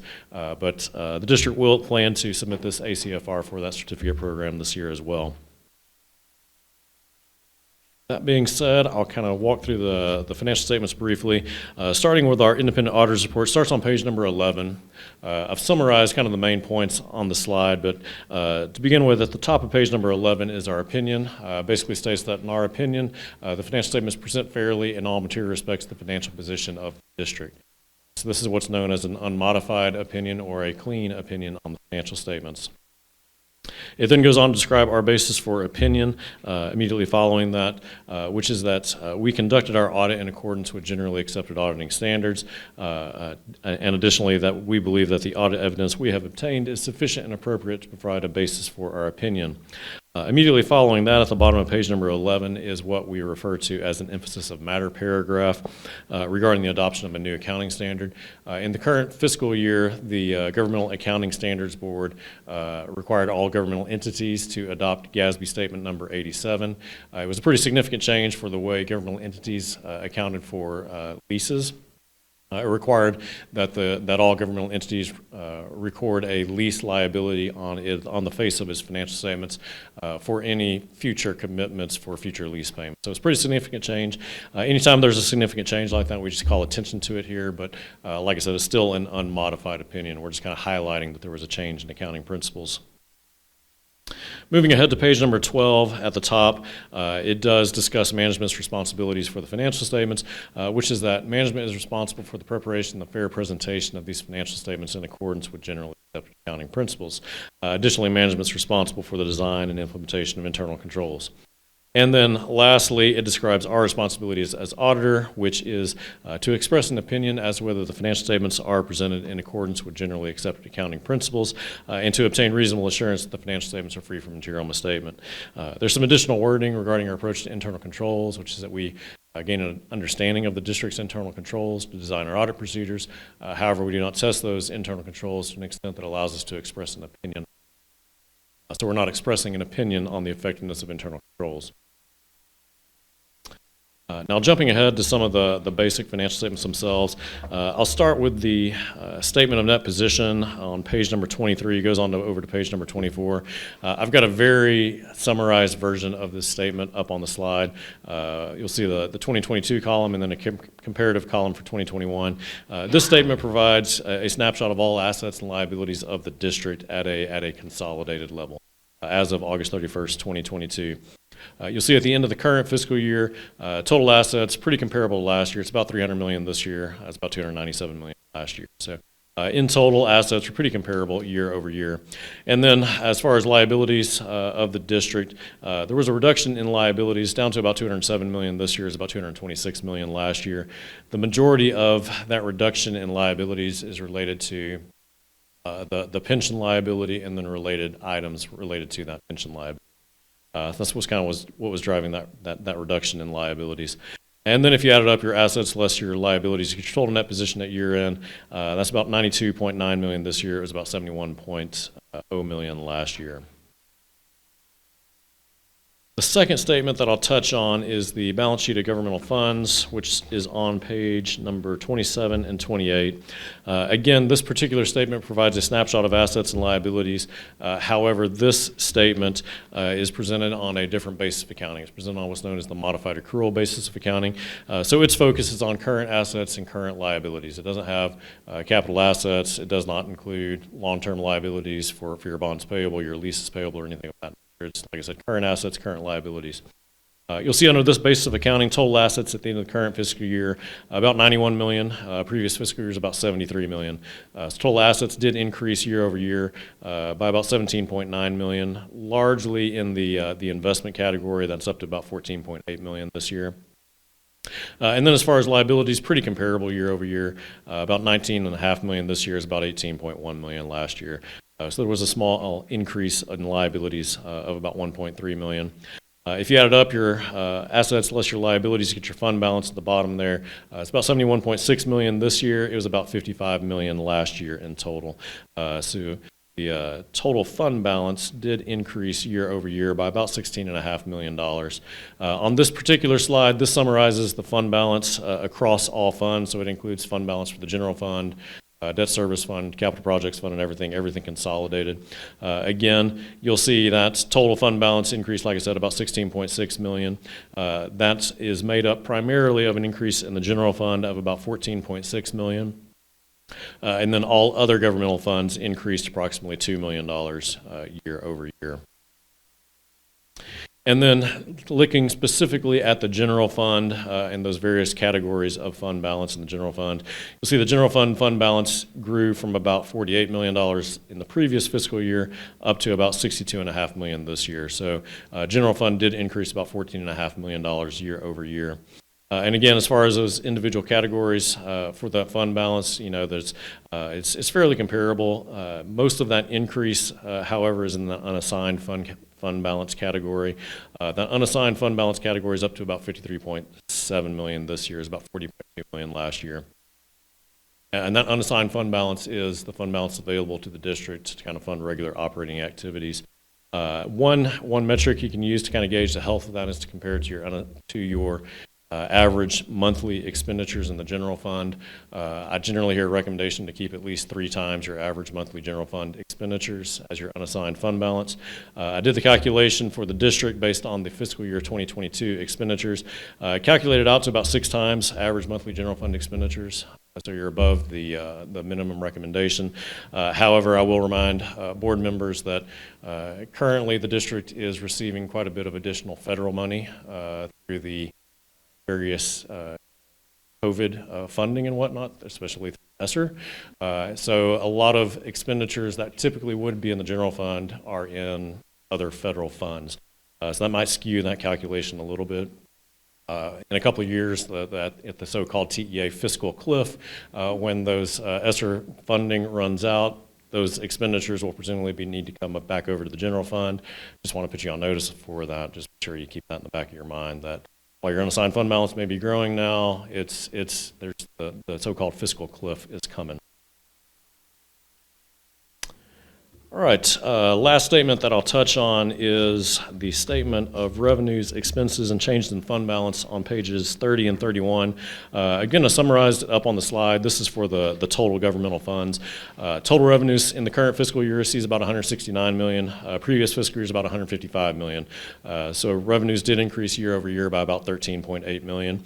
Again, if you look at your individual categories, you'll see your local revenue, that's primarily property taxes, pretty comparable year over year, as is the state allotment, those state revenues, fairly comparable year over year. You'll see the bulk of the increases in that federal program's money, up to about 35.4 million this year, is about 23.5 million last year.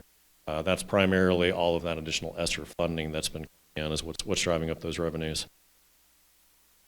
And then lastly, for expenditures, you'll see total expenditures in the current fiscal year is about 149 million. Last year is about 147 million. So total expenditures did increase year over year by almost $2 million, about a little over 1%. But I will say that in today's environment, expenditures are increasing everywhere, so that actually it's not as big as what I've seen at other districts. as well. And then lastly, there are two other reports that I'm going to touch on briefly at the very back of the ACFR. The first starts on page number 129. It is our report on internal control over financial reporting and noncompliance. Again, it reiterates that we're not expressing an opinion on the effectiveness of internal controls. However, if we reported any material weaknesses or significant deficiencies in internal controls or any instances of noncompliance, this is where those would be reported. Again, happy to report that there were no such items. And then the last report is on page number 131. It's our report on compliance required by the Uniform Guidance. Again, as part of our audit each year, we select various federal programs of the district that we determine to be the district's major federal programs. And then we perform procedures over those programs so that we can express an opinion as to whether the district complied with the requirements of those federal programs. In the current year, we tested the special education cluster and then that ESSER program as well. Those are the major programs. The opinions for those are stated at the top of 131, page number 131, which is that, in our opinion, the district complied with the requirements. So again, this is a unmodified or clean opinion on compliance for those major programs as well. That is everything that I had. Like I said, I thought it went well this year, and happy to continue to perform it for you. Questions? What does it mean when you say unmodified opinion? I know Dr. Bright said we're looking for something that says we have unmodified opinion. That is accounting speak for a clean opinion. The various opinions is a unmodified opinion, a qualified opinion, or an adverse opinion. Adverse is the worst, which basically says we do not believe the financial statements are materially correct. A qualified opinion is an opinion where we state that it's mostly in compliance with accounting standards except for one particular item, and we call attention to that.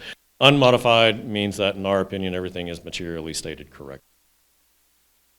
Would you mind next year putting that, just what you just said? We've got unmodified, we've got qualified, and what was the last one? Adverse. Adverse. Put a paragraph that defines those and just say, you've got an unmodified, we're expressing an unmodified or a clean opinion. I looked through everything, 135, 40 pages. I couldn't find that language. I didn't know when I read that if this is good or not good. I had to call Dr. Bright and say, did we get a good audit? Did we not get a good audit? I know you guys talk the language. I'm an attorney. I don't talk this language, so I don't know. Even when we had Mr. Webb in the past that would do this, I would have to ask Wiley Webb, Wiley, did we get a good opinion? Is it a great, are we doing good? And he would have to say, or we didn't have to say, but he would say yes. So as a board member, as a steward for our taxpayers, what I'm really interested in is, did we do good? Is our finances in good shape? And I know that you're looking at it from an accounting standpoint, even a specified, more specific, an auditing standpoint. And I know that Jaime and our people in the financial department understand this, but I don't. And I'm very glad that we've hired you. I can tell you're very wise, intelligent, and we've got somebody good that's looking over things. But I just need something a little more simple, one paragraph somewhere that I can look at that says things look good or they're not, and then kind of go from there so I can report to anybody that might ask me how did we do on the audit. That, you know, I've been waiting till you got up here today to say, did we get a good audit? And it sounds like we got a good audit. So that's the main thing I wanted to know. Okay. So, I will look into options, but I will forewarn you, I'm bound by certain accounting standards that limit what we can specify in the report. So that. Can you send a letter? Can you send just a little email to Dr. Bright? To Dr. Detloff that he says, I think we're going to be okay to something. All right. We can work something out like that. So. All right. Yep. I do appreciate you being here. Where are you from? Abilene? From Abilene, yes, sir. All right, and I appreciate you coming over and having to sit and wait and provide us this. But yes, for anybody that hasn't seen there's our audit report right there. It's 135 or 40 pages. So it is very detailed. It's very well done. It's just that I don't, as I said, I couldn't find the magic language that I was looking for. So Okay. thank you. Any other discussion, board? Jeremy, one question. I know you spoke briefly, and I know that some of the board realizes that we're facing a fiscal cliff in 24, 25. Could you describe that term a little more in detail, the way legislature funds schools and what is in the Okay. future for what we are facing as far as funding is concerned? I mean, what I'm hearing as the fiscal cliff is currently the district is receiving additional federal funding, and over the from the ESSER programs, I think this year the district received about $1 million, if I'm correctly. Those expenditures that funding is being utilized from would have typically been in the general fund. They've been moved to other special revenue funds, so it reduces your expenditures in the general fund. In a couple of years, 24, 25, when that ESSER money runs out, that expenditures will move back over to the general fund, which will jump your expenditures up in your general fund quite a bit, but there's not going to be a corresponding increase. Hence the reason for the expansion of our general fund at the moment. But that is obviously going to be short-lived. Yes. For sure. Yeah, thanks. Appreciate that.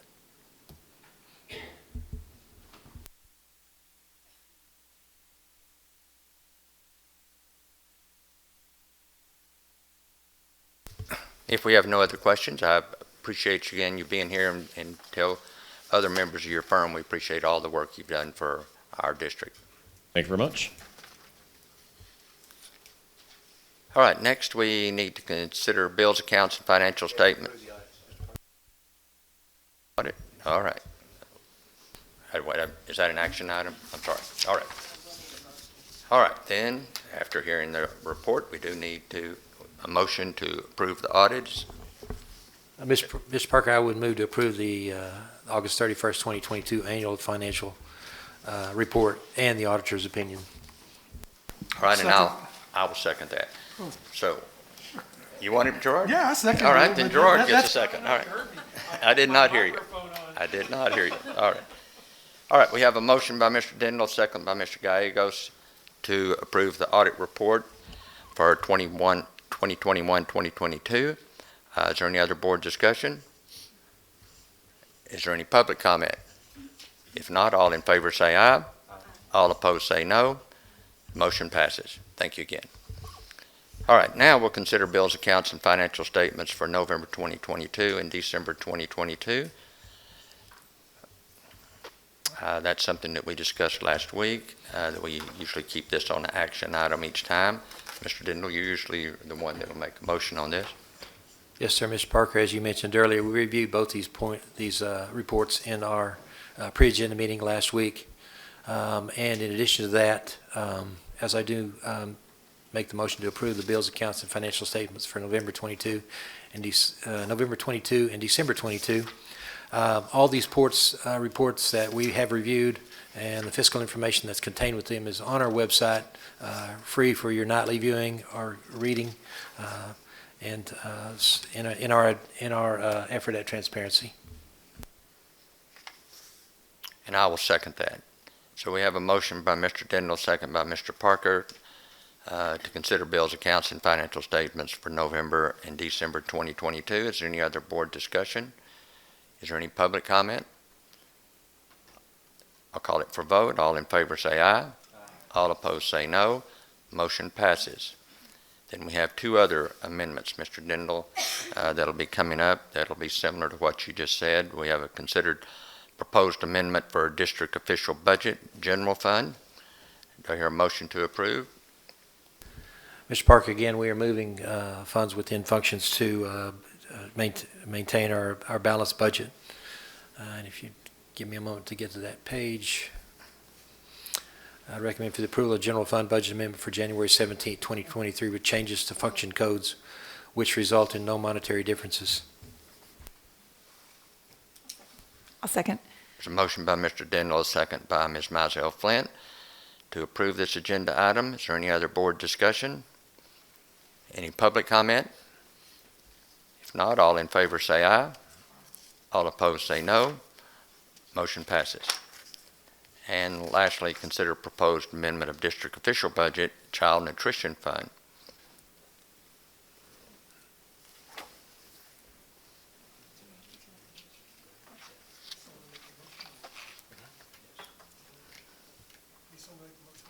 Yeah.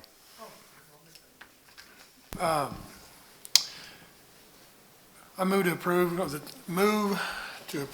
for the approval of the Child Nutrition Fund budget amendment for January 17th, 2023, with an increase in revenue and expenditures in the amount of 273,000. No, I'm sorry. 200. What is that?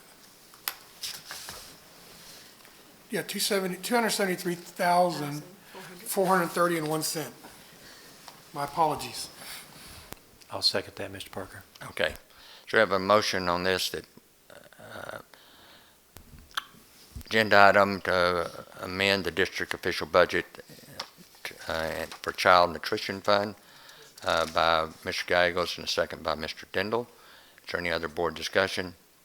Is there any public comment? All in favor say aye. All opposed say no. Motion passes. I see Dr. Skelton coming forward. Are you here to speak on the 2023 trustee election? Good evening, Board of Trustees, Dr. Detloff. We have 3 board member positions with 4-year terms set to expire this spring, which requires the district to call an election to fill the seats. Attached, you'll find the order of elections to be conducted on May 6, 2023, for the purpose of electing a school trustee for single-member District 5, 6, and our at-large position. In addition, you'll find an election contract with the county and the resolution to approve it that allows us to share polling sites and costs with other entities conducting an election on the same day. In addition, there will be a joint election agreement with the city and other entities conducting an election on the same day, but the city still is still in the process of drafting it. We'll present that to the board for signatures as soon as that's available. In an election calendar is included in your board packet, the election calendar is, and it shows that the first day to file for an application to run is tomorrow, January 18th. Applications are made in the office of Becky Hopkins, and this calendar also has important deadlines for any candidate interested in running for the 3 trustee slots. If anyone has questions, please do not hesitate to ask Becky Hopkins here at the administration building. So with that said, we ask that the board approve a motion to call the school trustee election for May 6th, 2023, execute the order of election, the election services contract, and the resolution as presented. I'll make the motion to call the trustee election for May 6, 2023, execute the order of election, the interlocal agreement for joint election, the election services contract, and the resolutions. I'll second. I have a motion by Mr. Gallegos and a second by Ms. Mizell Flint to approve the 2023 trustee election for single-member districts 5, 6, and at-large has been set out. Is there any other board discussion? Is there any public comment? If not, all in favor say aye. All opposed say no. Motion passes. Thank you.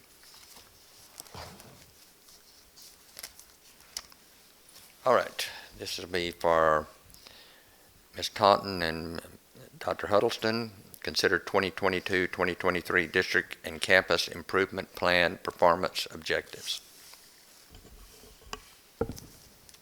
Good evening. In accordance with the Texas Education Code and federal and state requirements, a district must submit a district improvement plan, and campuses must submit campus improvement plans. It's part of the overall objectives that we work together with, and it's also in compliance with state and federal mandates because of state and federal money that we receive. So our district has always put together these district and campus improvement plans. And one of the things that has happened over the years is that those plans got larger and larger and larger with a lot of different things. So we had district improvement plans over here, and then we had campus improvement plans over here, And then we had some targeted improvement plans if we were working with campuses with some district goals for academic improvement. And then, of course, we've been deeply involved in our community-based accountability work. And so one of the goals this year was to further align all of that. And so what we did is, after your hard work in working to establish our board goals and our district goals, what we did was try to align everything under our 3 major district goals. So you can see in your board agenda on page 148 that these are our district and campus improvement plan performance objectives. These are the things that are required by the Texas Education Code. So what we've done here is summarize those performance objectives for you. The performance objectives of San Angelo ISD and its campuses are measurable targets for reaching long-range goals. The performance objectives are based on appropriate student achievement indicators that fall in the following domains: student achievement, school progress, and closing the gaps, which would be the 3 domains also of academic accountability in the A through F system. So the district-wide performance objectives are as follows: Goal 1, student engagement; Goal 2, culture and communication; and Goal 3, innovative learning spaces. Within those 3 goals, we've listed our performance objectives. And so it is all aligned. Everything that we're doing is aligned. Our goals, our performance objectives, our campus improvement plans, our community-based accountability, and our TIP plans. So at this time, this is just something that the board is supposed to take action on to approve. So it is the administration's recommendation that you approve these district and campus performance plans objectives as presented. Do I have any questions?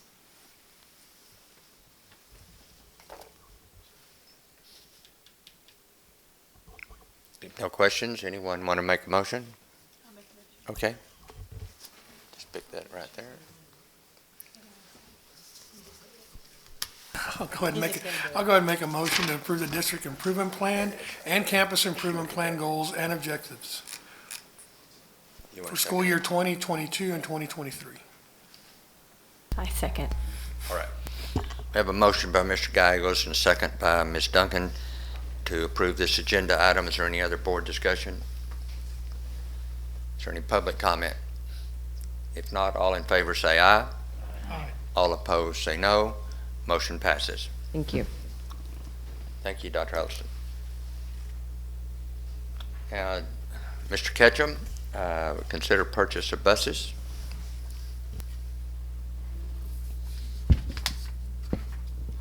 Excuse me. Good evening, Mr. President, Dr. Detloff, board members. We currently have 91 school buses. 61 of those buses are regular education. 30 of those are special education. The recommended lifespan of a school bus is 12 years or 250,000 miles, whichever comes first, to keep the school bus fleet operating in a good and safe manner is the reason why I'm here. So we have received a buy board quote from Blue Star Bus Sales. These 8 buses will all be Bluebird buses, which is the same brand as the rest of our buses. So purchasing these new buses will help ease maintenance, parts, and staff training. The administration recommends buying 8 school buses from Blue Star Bus Sales. 5 buses or 71 passenger Type C bus with gasoline engines, not more than $150,329 per bus.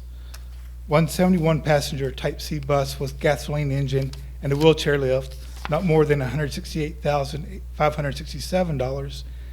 2 Class A 14 passenger white multifunction school activity buses that does not require CDL to drive. And for each of these 2 Class A's, not more than $95,335 per bus, for a grand total of $1,110,882.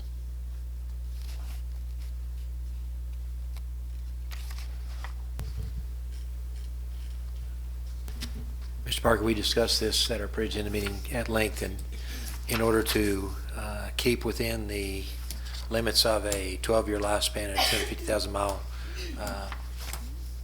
usage of a bus, it's almost imperative that these amendments take place every year just to get us to where we are needing as we retire our older buses and bring in new part of a new fleet.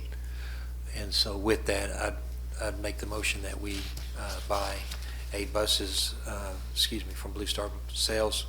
5 buses are 71 passengers, Class C with gas engines, 1 passenger Type C with gasoline engine and a wheelchair lift, and 2 Class A 14-passenger white multifunction school activity buses that do not require a CDL, for a total amount affecting the budget of $1,110,882. That was rough to read. Sorry about that. $1,110,882 and no cents. All right, thank you. We have a motion by Mr. Dindal, a second by Ms. Royal to approve the purchase of these buses. These are one of those things that it's expensive to do, but it's imperative that we have to do it. We can't have our students in buses that are worn out and not properly maintained, and we also can't afford to continue to maintain them after they get over 250,000 miles. So, and the price of buses is going up. So, I think, I don't know that you mentioned this, Mr. Ketchum, but if we buy the buses now, we prove this, when will we actually get these buses?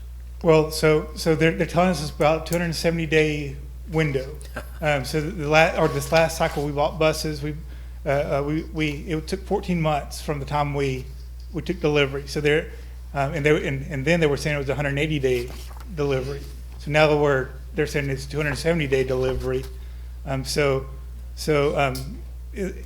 very likely that we won't see them until next school year. Yeah. So we're trying to keep up buying buses that we won't see for nearly a year. Yes, sir. So we'll almost be approving some more by next year about the time these come in. Yes, sir. All right.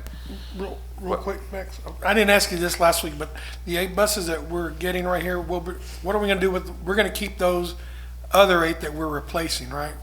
Up until that day, and then we get rid of the 8 buses we're replacing with these. We haven't had our last year we didn't have an auction. Yeah. This year, I'm still kind of waiting to see because with some of our older buses, if I auction them off, they're hard to get parts for right now. So I'm trying to keep some of them just to make sure that I can get parts for current fleet. But we will.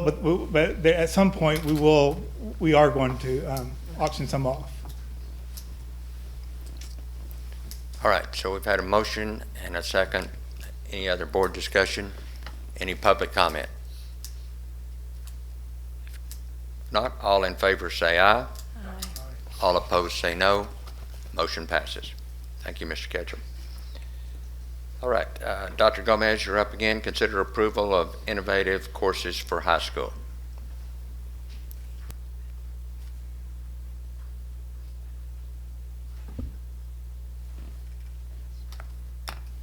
Mr. Parker, Dr. Detloff, and members of the board, the Texas Education Code allows local school districts with board approval to offer innovative courses approved by the Texas Education Agency.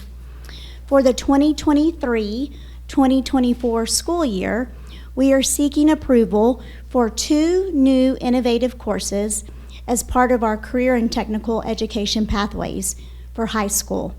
Specifically, Child Development Associate Foundations and Social and Community Services. We're seeking this approval now in advance of students making their course selections for next school year. Before we can move forward, we need to know if they're approved so we can place them in the course catalog. Are there any questions that I can answer? Can you explain what social and community services is in a class? So it's a new course in that pathway where there's no prerequisites, but you can't be a freshman. We're still building the curriculum for that course. I can get you some further information, but because it is new, I do not have the specifics there, Ms. Elflant, so I apologize for that. Other than we've had more interest in that pathway in the area of social work, mental health, kind of in that area there. So with that kind of outcry in both high schools, we need more offerings there. What we're kind of seeing, some of the business, like Microsoft Word, those are kind of outdated. Where you're seeing the health services pathways, and this kind of falls there, we're needing some more offerings in that lens. So. Thank you. I didn't mean to put you on the Oh, spot. you're not. I mean, truly, you'll see as we fully build these out, and we need to see if we get approval, we provide that full description there, as the others that we've approved in the past. Wonderful. But you did touch on what I was hoping for, which was furthering mental health in our classrooms. So thank you. Absolutely. Good question, though. Anyone else? My question, sorry, would be what type of teacher teaches that? I mean, like what qualifications? So it is under the CTE pathway, Right. and we have a lot of different options there with those teachers, depending on the number of sections too, so in ways that we compare them. Typically, like in that the CDA foundations, with that being a new path, they're going to have had some experience in health services. So they do some of our other courses there. It depends on, again, the number of sections, but they're going to have to know about the medical field, so nursing specifically. In the social and community services, they can be teachers that also have a counseling endorsement, Okay. can teach in that area. But that's where District of Innovation also helps us work with staff from the field specifically. But those two just continue to grow. So. And also with that new symposium, especially for CDA, that will help us with that Shannon series because they can't get enough employees in that area.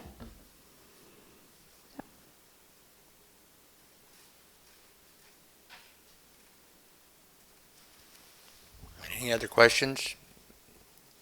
And if not, anyone want to make a motion? I move to approve the additional innovative courses for high school as recommended by administration.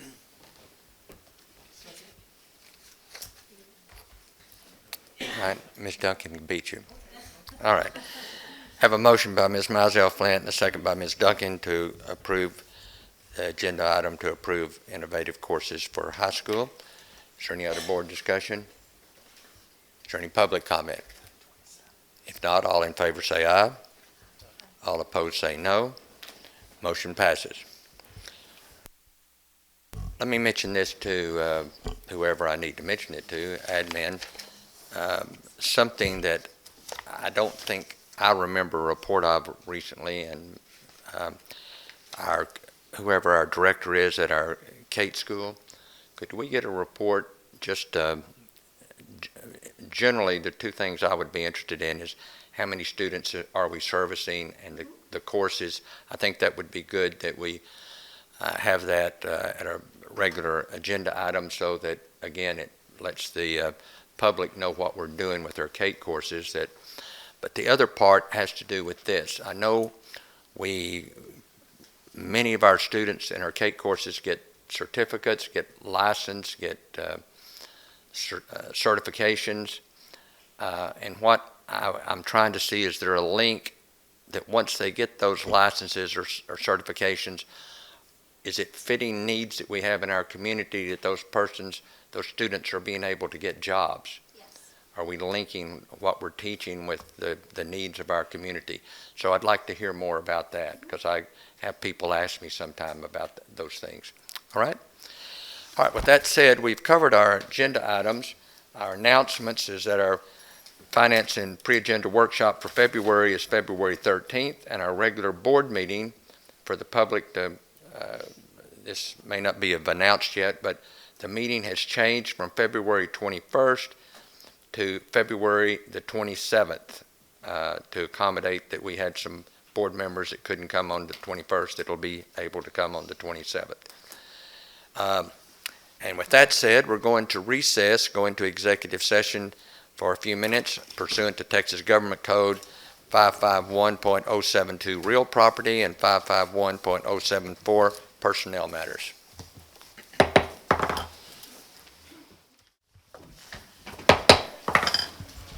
The board has been in executive session. We're back from it, and we took no votes and we took no action.